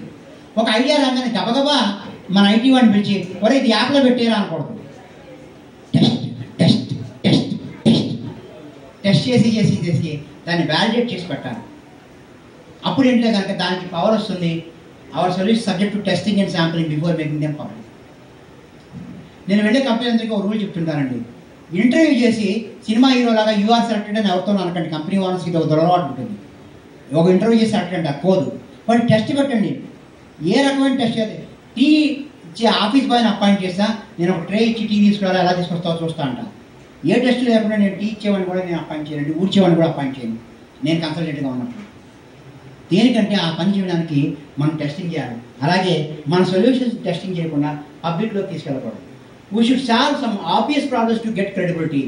నమ్మకాన్ని సంపాదించుకున్నామంటే చాలండి, దాంతో చక్కచగా ముందుకెళ్ళచ్చు. ఇందాక చెప్పా కదా, టెంపుల్ మేనేజ్మెంట్ మీద ఊకదప్పుడు ఉపన్యాసాలు మానేసేయండి. ఒక్క చిన్న టెంపుల్కి, అది కూడా ఒక ప్రైవేట్ టెంపుల్, దేవాదాయ ధర్మాదాయ శాఖ అంటే మళ్ళీ మనకు అనుమతి ఇవ్వదు. ఒక ప్రైవేట్ టెంపుల్ దగ్గరికి వెళ్ళి, అయ్యా దీనికి మా శివగారు ఎస్ఓపి రాస్తారు, సిస్టమ్స్ రాస్తారు, దీనిలో ఒక వేద పండితుడు ఉండండి, ఒక స్మార్థం తెలిసిన వాళ్ళు ఉండండి, మా శివగారు ఉంటారు, ఆయన అన్నీ మీ దగ్గర నేర్చుకుని రాస్తారు. అంతే బాబు. అష్టోత్తరం అంటే ఇలాగే చేయాలి, సహస్రనామం అంటే ఇలాగే చేయాలి, బ్రహ్మోత్సవాలు అంకురార్పణ అంటే ఇలాగే చేయాలి. ప్రతిదానికి రాసి పడేద్దాం. మన శ్రీనివాస్ గద్యంలో ఉంది కదా, నిత్యోత్సవ, వారోత్సవ, పక్షోత్సవ, మాసోత్సవ, సంవత్సరాత్సవ అని ఉంటుంది కదా. అన్ని ఉత్సవాలకి ఎస్ఓపీలు రాసేద్దాం. రాసేసి ఆ టెంపుల్ని గ్లోబల్ హిందూ ఫెడరేషన్ పెట్టి this is the temple, you go and tell. ప్రతి వాళ్ళు దానిలో వచ్చి అట్రాక్ట్ అవ్వాలి. సైనోజన్ అంటామండి ఇంగ్లీష్లో, సెంటర్ ఆఫ్ అట్రాక్షన్ అంటాం. మనం ఏదైనా ఒక సైనోజన్ క్రియేట్ చేయకుండా మీరు రండి అని ఉపన్యాసాలు ఇస్తే ఈ రోజుల్లో ఎవరు రారండి. చూడండి, పలానా దిల్సుఖ్ నగర్లో ఒక టెంపుల్ ఉంది, అష్టలక్ష్మి టెంపుల్, వెళ్ళండి అక్కడికి. అక్కడ గ్లోబల్ హిందూ ఫెడరేషన్ సిస్టమ్స్ ఉన్నాయి, అవి చూసి మీకు ఏదైనా సలహాలు అంటే నాకు ఇవ్వండి. దాన్ని 6 నెలలు కానీ సంవత్సరాల పాటు కానీ సలహాలు స్వీకరించి ఆ తర్వాత దాన్ని స్టాండర్డైజ్ చేయాలి. ఆ విధంగా చేస్తే టెంపుల్ మేనేజ్మెంట్ మీద మనకు ఎందుకు కొట్టాలి చెప్పండి? ప్రపంచవ్యాప్తంగా వస్తుంది. అమెరికాలో ఎవరైనా గుడి కట్టినా గ్లోబల్ హిందూ ఫెడరేషన్ వాళ్ళని పంపించండి, మాకు కొంచెం సిస్టమ్స్ రాసి పెట్టాలి అని అడగాలి. అడుగుతారా లేదా మన మీద రాస్తే? కానీ మన శాంప్లింగ్ చాలా పర్ఫెక్ట్గా జరగాలంటున్నాను. ఏదో అరకొరగా చేయడానికి కుదరదు. చెప్పులు విప్పడం దగ్గర నుంచి, గుళ్ళోకి వెళ్ళే దగ్గర నుంచి, గుళ్ళో జరిగేటువంటి బ్రహ్మోత్సవాల దాకా అన్నిటికీ కాగితం కరామత్తు ఉంది, అన్నిటికీ డిజిటల్ ఫార్మేట్ ఉంది. ఎవ్రీథింగ్ అక్కడ వెరిఫై చేసుకోవచ్చు. రోజు రోజుకి ఎవడో ఒకటి వచ్చి చెప్తే అక్కడ మారేది ఏమీ ఉండదు, మారదు. ఇది ఇంతే. ఈ గుడి ఇలాగే రన్ అవుతుంది, ఈ ఆశ్రమం ఇలాగే రన్ అవుతుంది. ఒక ఆశ్రమానికి పట్టండి. What are the SOPs for Ganapathy Sachchidananda Ashram, Bharat Sevashram or any ashram? లేకపోతే ఏమవుతుందంటే కనుక people will do different things in their own way అండి. ఇది చేస్తేనే క్రెడిబిలిటీ వస్తుంది. Our solution team should scan each solution with our values. Solution వచ్చేగానే మనం సంబరపడి చెప్పకూడదు. దీనికి వాల్యూ మనం అనుకున్న గ్లోబల్ హిందూ ఫెడరేషన్ వాల్యూ ఉందా? గ్లోబల్ హిందూ ఫెడరేషన్ వాల్యూ అంటే కనుక ఈ సొల్యూషన్ బలాన్ని వాళ్ళని పొరపాటు కూడా చెప్పకూడదండి. చెప్పిన వాడు, ఇప్పుడు నేను ఇలా ఉంటే 100 కేజీలు బరువెక్కిపోతే లావ్ అయిపోతాను, ఎందుకంటే నా పేరు చెప్పారు కాబట్టి. ఇది గ్లోబల్ హిందూ ఫెడరేషన్లో ఈ సొల్యూషన్ని కొన్ని వేల మందితో తయారు చేయబడింది అని మాత్రమే పెడతాం, ఒక్కడి పేరు ఉండదు. పొరపాటు సుదీప్ గారు తయారు చేశారనుకోండి, ఆయన ఆనందంతో బట్టల మీద కూడా జుట్టు వచ్చేస్తుంది. ఇప్పుడు లేనిపోతే వాళ్ళ ఆవిడ అలా చుట్టాలు కలబడి జుట్టు వచ్చి ఇప్పుడు ఏమనుకుంటుందో నా భయం. సో అది ఎప్పుడు ఉండకూడదండి. And our solutions are delivered by the organization but not people. First మనం ఒక వెబ్సైట్లో పెట్టి సొల్యూషన్ డెలివర్ చేయాలి, అది అందరికీ చేరేలా చేయాలి. ఆ తర్వాత వ్యక్తి మేము ఇది చేశామనేది సావని రిలీజ్ చేసేట్టుగా దేవాదాయ ధర్మాదాయ శాఖ మంత్రి గారు, ముఖ్యమంత్రి గారు, బలానా ఐటీ కార్యదర్శి జయేష్ రంజన్ గారు ఓపెన్ చేస్తారని చేస్తే ఏమన్నా అవన్నీ కుప్పకూలిపోతాయి. వ్యక్తులు దీన్ని అన్వీల్ చేయకూడదు. మనము ఒక వ్యవస్థ ద్వారా దాన్ని ప్రవేశపెట్టబడాలి. And our solutions are our heroes but not the persons. మన సొల్యూషన్స్ ఒక నాయకత్వ లక్షణం కలిగినటువంటి ఒక కథానాయకుడిలో ఉండాలి. మన సొల్యూషనే మన కథానాయకుడు. మన కథానాయకుడు రూపు ఎవరు ఇచ్చారు అంటే హిందువులు అందరూ ఇచ్చారండి.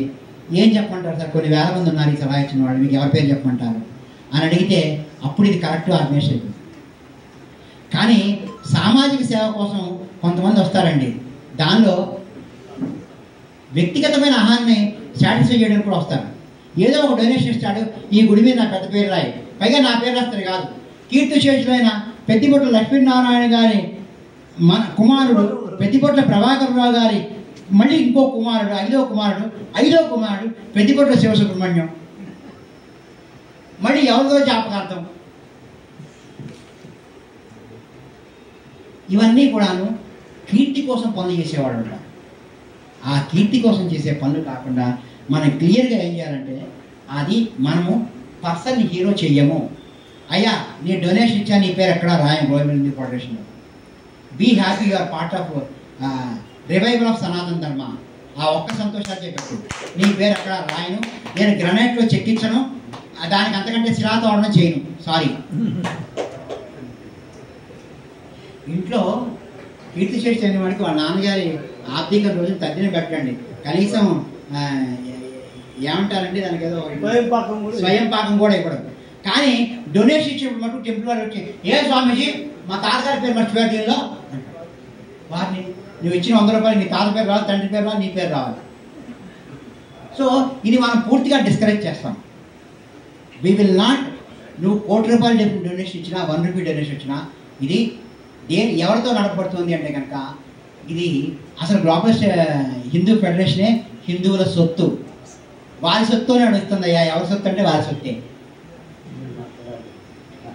Hour solutions should not glorify a person and make him a leader.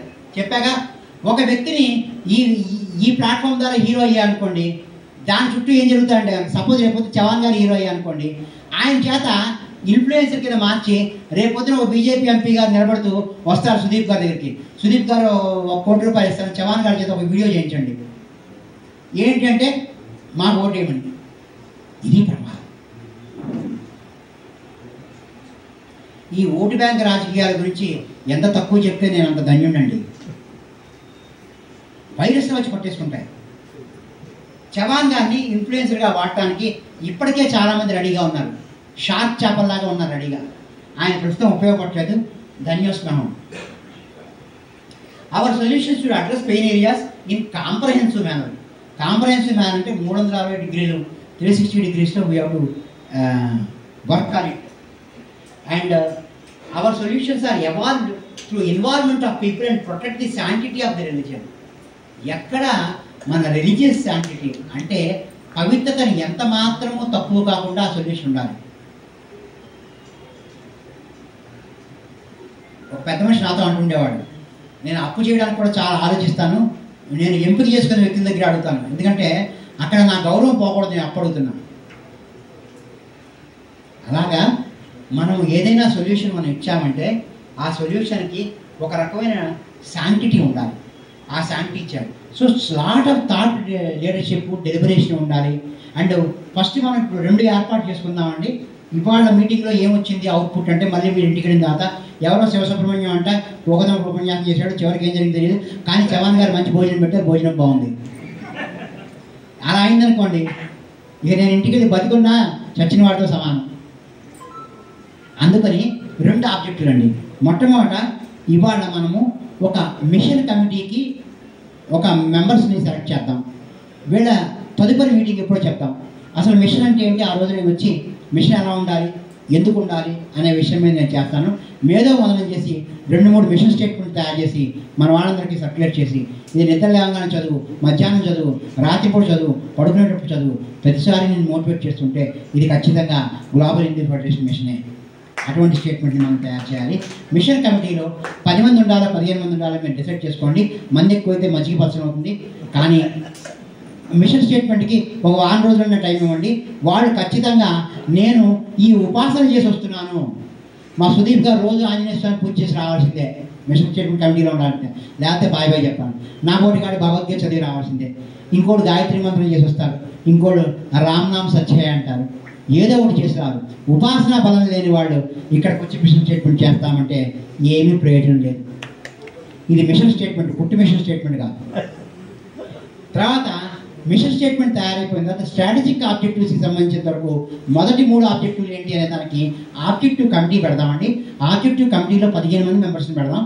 ప్రతి 5 మెంబర్స్కి ఒక ఇద్దాం, ఒక ఆబ్జెక్టివ్ ఇద్దాం. ఈ 5గురికి ఒక ఆబ్జెక్టివ్ ఇచ్చామనుకోండి, ఈ ఆబ్జెక్టివ్ని తీసుకెళ్ళి మిగతా 2 కమిటీలు స్కాన్ చేసి వాళ్ళకి వెనక్కి ఇస్తాయి, ఇందులో కొంచెం లోపాలు సరి చేసుకోండి అని. వాళ్ళు చేసిన మనం చేస్తాం. అలాగా పరస్పరం స్కానింగ్ చేసుకుంటూ 3 ఆబ్జెక్టివ్లు కరెక్ట్ అని చెప్పిన తర్వాత దాన్ని మనం గ్లోబల్ హిందూ ఫెడరేషన్లో మా మొదటి ఆబ్జెక్టివ్స్ ఇవి అయ్యేదాకా 4వ తీసుకోకూడదు. దానికి ఒక జీవితకాలం పట్టినా పర్వాలేదు. ఎందుకు అంటే మనం ఒక పని చేయకుండా ఇంకోటి ప్రకటించాము అంటే మన మీద నమ్మకం పోతుంది. నమ్మకం పోయిందా మనము బతికున్న జీవశవంతో సమానమే.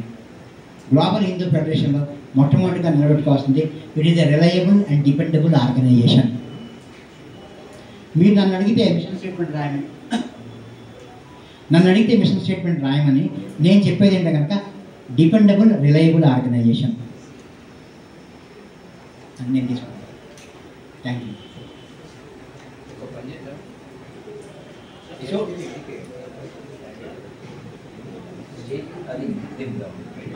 పర్లేదు. సో రిలయబుల్ అండ్ డిపెండబుల్ ఆర్గనైజేషన్స్గా మనం తయారవడమే ఉన్నాయి.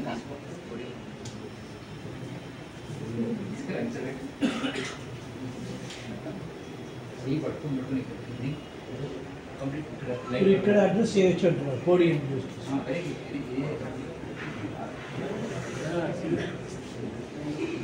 సో ఇక్కడ మనకి ఈ 2 ఫ్యాక్టర్స్ ఏంటంటే what is reliable, what is dependable. Reliable అంటే నమ్మదగిన, డిపెండబుల్ అంటే ఆధారపడదగిన. ఎందుకు అంటే మనం ఎన్సైక్లోపీడియా ఎందుకు చూస్తామండి? ఆధారపడదగిన, దీనిలో దేనికైనా అర్థం దొరుకుతుంది. గ్లోబల్ హిందూ ఫెడరేషన్ యాప్కి ఎందుకు వెళ్తామండి? దీనిలో దేనికైనా సొల్యూషన్ దొరుకుతుంది. అందుకని ప్రస్తుతం పెట్టిన కంటెంట్ అంతటి కూడా మళ్ళీ రివ్యూ చేసి ఇది రిలయబుల్ అయినా డిపెండబుల్ అయినా అది మన యొక్క చుక్కాని కావాలి. చుక్కాని అంటే ఏంటంటే కనుక మన యొక్క గైడింగ్ ఫ్యాక్టర్ అవ్వాలి. ఆ reliability and dependability. Reliability dependability లేనటువంటి దేన్ని కూడా మనము పాటించగలం. మన ఆర్గనైజేషన్కి మనం ట్రస్ట్ బిల్డ్ చేస్తున్న కొద్దీ మిగతావన్నీ ఆటోమేటిక్గా వస్తాయండి. ఉదాహరణకి ఎలాంటిదంటే కనుక మీరు భాగవతంలో చదివే ఉంటారు. మన గజేంద్ర మోక్షంలో కృష్ణమూర్తి వచ్చాడండి, ఆయనక శంఖచక్రాలు వచ్చాయండి, ఆయనగా లక్ష్మీదేవి వచ్చిందండి, ఆయనగా నారదుడు వచ్చాడండి, ఆ రోజు 3 దేవతలే తరలి వచ్చాడండి. ఒక్క ట్రస్ట్ ఒకటి పెడితే మిగతావన్నీ వచ్చేస్తాయండి. గ్లోబల్ హిందూ ఫెడరేషన్ వీళ్ళెవరు అనే అనుమానం వచ్చిందా? గాయబ్, మనం మాయమతం. సో మనము ట్రస్ట్ వర్తి పనులే చేస్తాము. అండ్ నమ్మకాన్ని వమ్ము చేసేటువంటి పనులు ఏది కూడా ఇక్కడ జరగకూడదు. అంత జాగ్రత్త పడాలి. ఎందుకు అంటే నమ్మకం ద్వారా ఎన్నో వనరులు, ఎంతోమంది మేధావులు సులభంగా ఈ వేదికకి దాన్ని ఏమంటారంటే అట్రాక్ట్ అవుతారు, అంటే ఆకర్షించబడతారు. కాకపోతే నేను ఇప్పుడు ఎందుకు వచ్చాను అంటే కనుక ఆ ఆకర్షణ ఎలా వస్తుందో తెప్పించడానికి నేను కొంత సహాయం చేద్దామని ఆశతో వచ్చాను. ఖచ్చితంగానండి మనము కొన్ని విలువలు పాటించాలంటే పాటించాలి. ఇందాక శివన్ గారు చెప్పాను, నేను సాయంకాలం 6 అయితే పొద్దున 6 దాకా మంచిగా తప్ప ఏమి తినండి. నాకు ఎలా అలవాటు అయిపోయిందంటే రాత్రి పూట ఆకలి లేదు. అసలు చీకటి పడితే ఆకలి గురించి గుర్తు రాదు. పంచపక్ష పురాణాలు పెట్టినా. కానీ ఈ విషయంలో నా ఆరోగ్యం చాలా మెరుగుపడింది. కానీ కేవలం పాపం మా ఆవిడనే కాస్త బాధ పెడుతుంటాను అప్పుడప్పుడు. అంటే ఇప్పుడు కొంచెం మొదట్లో బాగా అనేది రాత్రిపూట నేను ఒక్కదాన్ని చేసుకుని తినాలని నాకు చాలా బాధగా ఉంది. మీరుంటే అది వేరేగా ఉంది. నేను ఒక్కదాన్ని నాకు గిల్టీగా ఉంది. నీ ఆరోగ్యాన్ని నువ్వు తినాలి తినమని వాడు ఫీల్ అవ్వదు. నేనేం చేయను, నాకు ఇలా ఉన్నాను. రాత్రి నాకేమో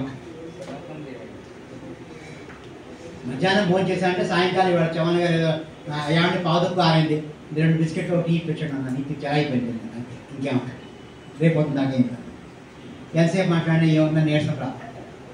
అలాగా ఈ విలువకి ఎలా కట్టుబడ్డామంటే ఈ రోజున మీరు పంచపక్ష పరమాణాలు పెట్టినా, పెళ్ళిళ్ళకి వెళ్ళినా, బఫేకి వెళ్ళినా మా అమ్మాయి అల్లుడు మా ఆవిడ తింటారు కానీ నేను లేదు. రేటు ముఖ్యం ఉంచలేదు. ఎందుకు అంటే ఇది ఒక నియమం కింద అయిపోయింది. ఈ నియమం వెనకాల ఒక ఉంది. మా చుట్టాలు అందరికీ తెలుసు. అదేవిధంగా గ్లోబల్ హిందూ ఫెడరేషన్లో మనం కోడ్ ఆఫ్ కాండక్ట్ చేస్తే గ్లోబల్ హిందూ ఫెడరేషన్ అని ఎవడన్నా చెప్పుకుంటే వాడు ఇలా ఉంటాడు, ఇలా కాకుండా వేరే రకంగా ఉంటే వాడు తేడా. తేడా అంటే తెలుసు కదా, మళ్ళీ చెప్పలేము. ఆడా కాదు మగా కాదు, తేడా. వాడి గ్లోబల్ హిందూ ఫెడరేషన్ కాదు.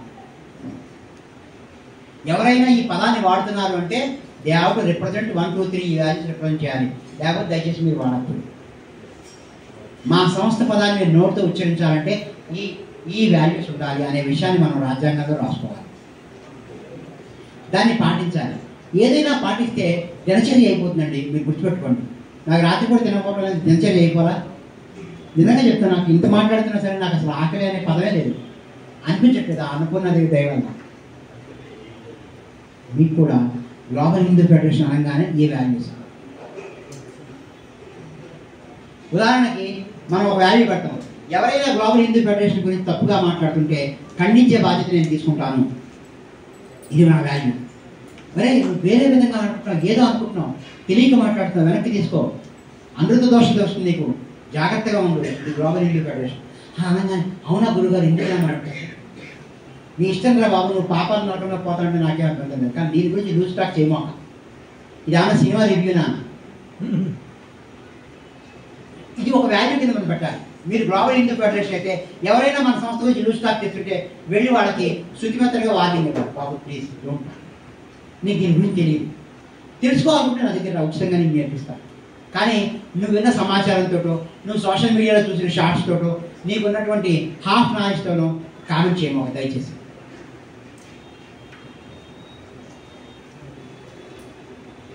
దాన్నే అటువంటి పవిత్రతని కల్పించడం ఒక వాల్యూ. ఇప్పటికీనండి ఇన్ని సంవత్సరాలైనా మనం ఆరో స్త్రీ పేరు చెప్పుకోవట్లేదండి. ఆర్యా ద్రౌపది సీతా తారా మండోదరి పంచకన్యా స్మరణ నిత్యం మహాపాతక నాశనం అంటున్నాం. ఆ శాంటిటీ వాళ్ళ నిలబెట్టారు. ఇక్కడికి వచ్చిన ప్రతి వ్యక్తి యొక్క శాంటిటీ అంటే కనుక వరే గ్లోబల్ హిందూ ఫెడరేషన్ గురించి లూజ్ టాక్ చేస్తే ఒప్పుకోను. తెలిసైనా మాట్లాడు, అది తెలుసుకునైనా మాట్లాడు. ఈ వార్నింగ్ ఇవ్వగలిగేటువంటి మోరల్ కరేజ్ మనలో ఉండాలి. ఇది మొదటి క్వాలిటీ. నాయన నువ్వు రూపాయి ఇవ్వకపోయినా పర్వాలేదు మా ఇన్స్పిరేషన్, మాలో సభ్యుడిగా ఉండండి, ఈ లక్షణం ఉండాలి. ఇలాంటి ఇంకో 2 లక్షణాలని మనం తయారు చేసి ఈ 3 లక్షణాలు ఉంటేనే గ్లోబల్ హిందూ ఫెడరేషన్. నువ్వు న్యాయవాది అయితే గ్లోబల్ హిందూ ఫెడరేషన్ కాదు, స్వామీజీ అయితే కాదు, పూజారి అయితే కాదు, సైంటిస్ట్ అయితే కాదు, చార్ట్ అకౌంటెంట్ అయితే కాదు. నా పక్కన పెట్టివన్నీ ఈ 3 నియమాలు పాటిస్తావా? నా దగ్గర ఎవడ నీకు నేను అన్యం, నేనే ఈ సభకు వచ్చాను కాబట్టి. గ్లోబల్ హిందూ ఫెడరేషన్ గురించి లూజ్గా మాట్లాడితే సారీ సార్, మాకు సుదీప్ గారు ఒక ఆయన ఉన్నారు, ఆయన నెంబర్ ఇస్తాను, కావాలంటే మీరు మాట్లాడుకోండి. లేకపోతే నేనన్నా చెప్తాను, మీరు ఓపికగా వినండి. మీ ఇష్టం వచ్చి మీరు కామెంట్ చేస్తే కనుక మీ వ్యక్తిత్వానికి మచ్చబడుతుంది సార్, నాకేం ఇబ్బంది కాదు. అవసరం ఎలా పోతానంటే from that side, not my side. నన్ను మీడియా హట్ చేయట్లేదు, మీ వ్యక్తిత్వానికి మార్చబడుతుంది. అది ఎలాంటిది అంటే ఆకాశంలో చుట్టూ అని పెట్టినండి మా మామూలు, ఖచ్చితంగా మామూలు. దేంతో అయినా గేమ్స్ గ్లోబల్ హిందూ ఫెడరేషన్తో గేమ్స్ ఆడకూడదు అనేటువంటి భావన రావాలి. అది మనని ముందుకు తీసుకెళ్ళాలి. అటువంటి పవిత్రమైన భావాన్ని మనసులో పెట్టుకొని మనం కనుక వాళ్ళ ఇంటికి వెళ్ళినట్లయితే కనుక ఇంతెంతే వడ్డింతే తానెంతే నవో భూమండలమని అన్నిటికీ అది వ్యాపిస్తుంది. కానీ మనలో ఇది లేకపోతే కనుక వ్యాపించదు. అయితే ఒక బ్రహ్మాండమైన సంస్థలు తయారు చేయడానికి 10 మంది చాలండి. ఇవాళ మనకి 50 మంది వచ్చారంటే చాలా ఎక్కువ. కానీ మనకు కావాల్సింది ఏంటి? ఇది ఒక్కటే. ఇంకొక 2 వాల్యూస్ మీరు చేర్చండి. నేను ఒకటి చేర్చాను, మీరు అందరూ యాక్సెప్ట్ చేస్తే ఇది మనం పాటిద్దాం, ఇంకో 2 పాటిద్దాం. ఈ 3 కలిపితే గ్లోబల్ హిందూ ఫెడరేషన్ యొక్క వ్యక్తి మెంబరు ఎలా ఉంటాడు అంటే, ఇదిగో నలుపు తెలుపు కాదు, బట్టతల జుట్టు కాదు, ఆడ మగ కాదు, ఇవన్నీ కాదు, భాషాపురం భేదం కాదు. వాడు గ్లోబల్ హిందూ ఫెడరేషన్ కనుక విమర్శిస్తుంటే వాడు పొలైట్గా వచ్చి హెచ్చరికిస్తాడు. ఆ హెచ్చరిక మీ వెన్నులో చలి పుట్టిస్తుంది, బెదిరించడు. కానీ నీ వ్యక్తిత్వాన్ని పాడు చేసుకుంటున్నావురా, దుమ్ము నీ మీద వేసుకుంటున్నావు, చూసుకో, తెల్ల చొక్కా వేసుకున్నావు, జాగ్రత్తగా నాకేం కాదు. ఈ 3 లక్షణాన్ని ఎవరైతే చూసారో వాడు గ్లోబల్ హిందూ ఫెడరేషన్ మెంబర్గా మీరు గుర్తించవచ్చు. మెంబర్షిప్ కార్డ్ అక్కలా, ఐడెంటిటీ అక్కలా, ఇలాంటి వస్త్రం కూడా అక్కలా. ఇది మనం పెట్టుకోవాలండి. ఒక పటిష్టమైన నిర్మాణం చేయాలంటే సంస్థ నిర్మాణం అనేది ఆ విధంగా జరగాలి. మీరు ఈ నియమాన్ని ఒప్పుకుంటారండి? That's it. So our solutions are evolved through involvement of people to protect the sanctity of religion. ఇప్పుడు మీ అందరి చేత ఈ నియమాన్ని ఒప్పించాను అంటే మిమ్మల్ని ఎవాల్వ్ చేశాను. నేను ఒక్కడిని దాన్ని ఏమంటారు మీ మీద డామినేట్ చేసి నా తెలివితేటతో ఈ నియమాన్ని మీ మీద వదలా. మన కనీస ధర్మం అండి. మీరు మా అమ్మగారి గురించి ఎవరైనా మాట్లాడితే నేను ఊరుకోను. ఎందుకంటే ఆవిడ చేసే నిరంతరమైన చాలా నాకు తెలుసు. ఈరోజు నేను ఇలా ఉన్నా అంటే మా అమ్మే కారణం. I'm quite sure about it. మరి మన తల్లిదండ్రులకి గురువుకి ఎంత గౌరవిస్తామో మన సనాతన ధర్మాన్ని రక్షించుకోవడం మనము స్వచ్ఛందంగా పెట్టుకున్న సంస్థ గ్లోబల్ హిందూ ఫెడరేషన్ విషయంలో మనకు ఆ మాత్రం పౌరుషం రాదండి? నేను కొట్టమంటున్నానా మిమ్మల్ని తిట్టమంటున్నానా? చెప్పండి బాబు, నీ మనసుని పాపంకిలం చేసుకుంటున్నావు, చాలా జాగ్రత్తగా మాట్లాడు. ఇది ఇట్లాంటి సంస్థ కాదు అనే సటిల్ వార్నింగ్. ఎలా ఇచ్చేవారంటే అదేదో సినిమాలో చిరంజీవి డైలాగ్ ఉంది, స్వీట్ వార్నింగ్ అని. గ్లోబల్ హిందూ ఫెడరేషన్ ఎప్పుడు స్వీట్ వార్నింగ్ ఇస్తుంది, కారా వార్నింగ్ కాదు. మనం రజోగుణం చూపించాల్సిన అవసరం లేదు. సత్వగుణమే మన బ్రహ్మాస్త్రం. సో ఇవ్వండి మన యొక్క మనం చేయాల్సిన సొల్యూషన్లు. ఇప్పుడు మీకు అర్థమయ్యే ఉంటుంది మనం ఎటువంటి బృహత్తరమైనటువంటి కార్యక్రమంలో ఉన్నాము, ఎంత పవిత్రమైన కార్యక్రమంలో ఉన్నాము. ఒక మాట అండి, మనము ఇక్కడ వాతావరణాన్ని పెంపొందించగలిగితే చాలా సంతోషం. ఒక్క ఇటుకన్నా వేయగలిగితే గ్లోబల్ హిందూ ఫౌండేషన్ ఒక సంతోషం. కానీ ఏది వేయకుండా కేవలం విమర్శించడానికో ఇంకో దానికో మనం వచ్చామనుకోండి, మీరు రావటం మానేయండి, ఇబ్బంది లేదు. కానీ వస్తే మనకు నిర్మాణాత్మకమైన పాత్ర అంటే if you wanted to play a constructive role please come inside. Global Hindu ఫౌండేషన్కి రావడానికి నీకు ఎస్ఎస్సి ఉండాలా, ఇంటర్మీడియట్ ఉండాలా, వాల్యూ చదువుకోవాలా, ఇవన్నీ కాదు. నిర్మాణాత్మకమైన పాత్ర పోషించాలి అనేటువంటి ఉండాలి. ఆనాడు మా శ్రీరామచంద్రమూర్తి ఉడతకి చేత్తో ఇలా అన్నాడు, అందుకని ఉడతకి రేఖలు ఉంటాయి, ఉడత సహాయం ఉంటారు. ఇప్పటికీ మానవాళికి ఉడత ఎంతో సహాయం చేస్తారు, మీకు తెలుసు కదా. వానాకాలంలో తన ఆహారాన్ని సంపాదించుకోవడానికి విత్తనాన్ని తీసుకెళ్ళి భూమిలో పెడుతుంది. అవి తర్వాత తిందాం, ఈ లోపల మొక్కలు అయిపోతాయి. అది ఎదుర్కోవడం మర్చిపోతుంది. అది ఉడత సహాయం మన మానవాళికి. అదేవిధంగా మీరు ఉడత సహాయం చేయడానికి వచ్చిన నాకేమీ ఇబ్బంది లేదు. కానీ మీరు మనకు సద్బుద్ధితోటి ఉపాసనతోటి మీరు కమిటీ మెంబర్స్ అవ్వాలి. అది కనుక లేకపోయినట్టయితే చవాన్ గారి దగ్గరికి వెళ్ళి సార్ నేను కమిటీలో నా పేరు పెట్టారు, దయచేసి తీసేయండి అని అడగండి. ఆయన మామాట లేకుండా తీసేస్తారు. ఎందుకంటే మన మిషన్ స్టేట్మెంట్ అలా తయారవ్వాలి. ఎందుకు అంటే ఒకటి గుర్తుపెట్టుకోండి సార్, ఎక్కడ పడితే అక్కడ చేస్తే దానికి ప్రసాదం అండి సార్. మనకి వైష్ణవాలయాల్లో ప్రసాదం తయారు చేసే ప్రాంతాన్ని ఏమంటారండి? రామానుజ కూటం అంటారు. అలాగా మన మిషన్ స్టేట్మెంట్ మన స్ట్రాటజిక్ ఆబ్జెక్టివ్ తయారు చేసేది ఏంటంటే మన రామానుజ కూటం. మనం ఆ రామానుజ కూట సమావేశానికి వెళ్తున్నామంటే ఎలా ఉండాలి? మన గడ్డలు పాత్రలు, మనం ఉండే ముడి పదార్థాలు, మన బియ్యం, చింతపండు అన్నీ కూడా స్వచ్ఛమైన ఉండాలి. అలాంటి స్వచ్ఛమైన మనసుతో వచ్చి మీరు ఈ కార్యక్రమాన్ని ముందుకు తీసుకెళ్ళాలని కోరుకుంటున్నాము. ఇవాళ నేను ఈ వేదికకు వచ్చిన కారణం అంటే కనుక 2 పనుల కోసం మంచి మిషన్ స్టేట్మెంట్ ఏర్పరచాలి. దానికోసం ఒక 10 మంది, 3 ఆబ్జెక్టివ్స్ ఏర్పరచుకోవాలి. దానికోసం ఒక 15 మంది. ఈ 10 మంది యొక్క ఎంపిక జరిగిన తర్వాత వాళ్ళకి తదుపరి మీటింగు కార్యాచరణ అని చెప్తారు. కానీ తదుపరి మీటింగ్ వచ్చే ముందు కనీసం 7 రోజులు మనం విరామం పెట్టుకున్నాం. ఆ 7 రోజుల్లో ఉపాసన చేసి రావాల్సిందే. ఉపాసన లేకపోతే మీరు చేయలేరు. ఎందుకంటే కనుక మీరు గుర్తుపెట్టుకోండి, మీరు సనాతన ధర్మానికి ఏదో చేయాలి అనుకుంటున్నారంటే మీరు తప్పనిసరిగా ఇంటర్నెట్ లేకుండా ఈమెయిల్ పంపించడానికి అసంభవం. ఆత్మకి కనెక్ట్ అవ్వకుండా, భగవంతుడి యొక్క ఆదేశం లేకుండా గ్లోబల్ హిందూ ఫెడరేషన్కి ఏదో చేసేద్దామని వచ్చేటంటే రాలేదు. ఎందుకు అంటే నేను కేవలం ఇవాళ ఒక స్పీచ్ ఇచ్చేద్దాం, ఒక అవకాశం దొరికిందని నేను పరిగెట్టుకుంటూ రాలా ఏశ్వరం నగర్ నుంచి. చాలా భయపడిచ్చాను. ఇంత గుర్తు క్లాస్ పెట్టారు సుదీప్ గారు, నేను చేయగలనా లేదా, ఎంత ప్రిపరేషన్ కావాలి, ఎంత ఉపాసన కావాలి. మీరు నేను వచ్చిన అలాగే వస్తాను మినహాయింపు లేదండి, నాకు కూడా మినహాయింపు. సో ఇది వ్యక్తులతో కాదు, ఒక విలువలతోటి, ఒక నమ్మకంతో నిర్మితమయ్యే సంస్థ. మనం తీసుకుంటున్న బాధ్యత ఎక్కడి నుంచి తీసుకుంటున్నాం గుర్తుపెట్టుకోండి. విష్ణు దగ్గర నుంచి తీసుకుంటాం, సప్తర్షి నుంచి తీసుకుంటాం, సనక సనందాన్ని సంస్కృమాల నుంచి తీసుకుంటాం, ఆదిశంకరాచార్య వారి దగ్గర నుంచి తీసుకుంటాం, పరమహంస యోగానంద దగ్గర నుంచి తీసుకుంటాం, రామకృష్ణ పరమహంస దగ్గర నుంచి తీసుకుంటాం. ఇంతమంది యొక్క శక్తుల్ని ధారాదత్తం చేసి మన సక్సెసర్ అని పేరు పెట్టారు గ్లోబల్ హిందూ ఫెడరేషన్. మనం ఎంత జాగ్రత్తగా ఉండాలండి. ఒక్క అమ్మా నాన్న ఇచ్చిన ఆస్తినే ఆఫ్టర్ ఆల్ ఎక్కడో రామోజీ ఫిల్మ్ సిటీ దగ్గర కొన్న స్థలాన్నే మనం వారానికి ఒకసారి కాలేజీకి చూస్తే ఎవడన్నా ఆక్రమించాడేమో. మరి ఇంతమంది ఇచ్చినటువంటి ఆస్తిని మనం ఎంత గొప్పగా కాపాడాలి సార్. న్యూస్ స్టార్ట్ చేస్తే కుదురుతుందా? Not at all. ప్రతి వాక్యము హృదయం నుంచి రావాలి, ఆత్మతో అనుసంధానం అవ్వాలి. పరమేశ్వర నాకు ఆ శక్తిని మనం ప్రార్థించాలి. ఇలాంటి వ్యక్తులు ఉన్నప్పుడు మాత్రమే ఈ సంస్థను ముందుకు తీసుకెళ్ళగలరు. మిగతా ఏదో ఒక రజగుణంతోనే ముందుకు తీసుకెళ్ళాలి. సో ఇది నా గురించి అండి. ఎక్కువసేపు దీన్ని ఉండడం నాకు ఇష్టం లేదు. ఎందుకంటే ఆత్మస్థుతి పరనింద చేయకూడదని మహానుభావులు అంటారు.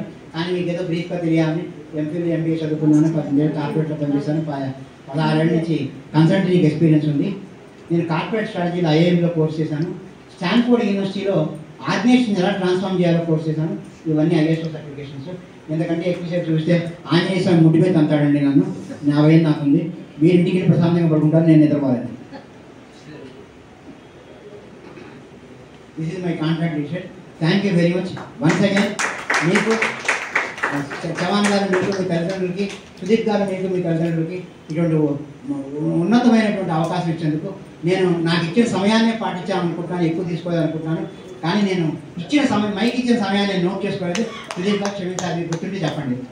కానీ నేను అనుకున్న 2 గంటల్లోనే నేను ముగించాలనుకుంటున్నాను. మరొకసారి మన సోదరిమణులందరికీ నా హృదయపూర్వకమైనటువంటి శుభాకాంక్షలు. అండ్ పెద్దవాళ్ళైతే నమస్తులు, చిన్నవాళ్ళైతే ఆశీస్సులు.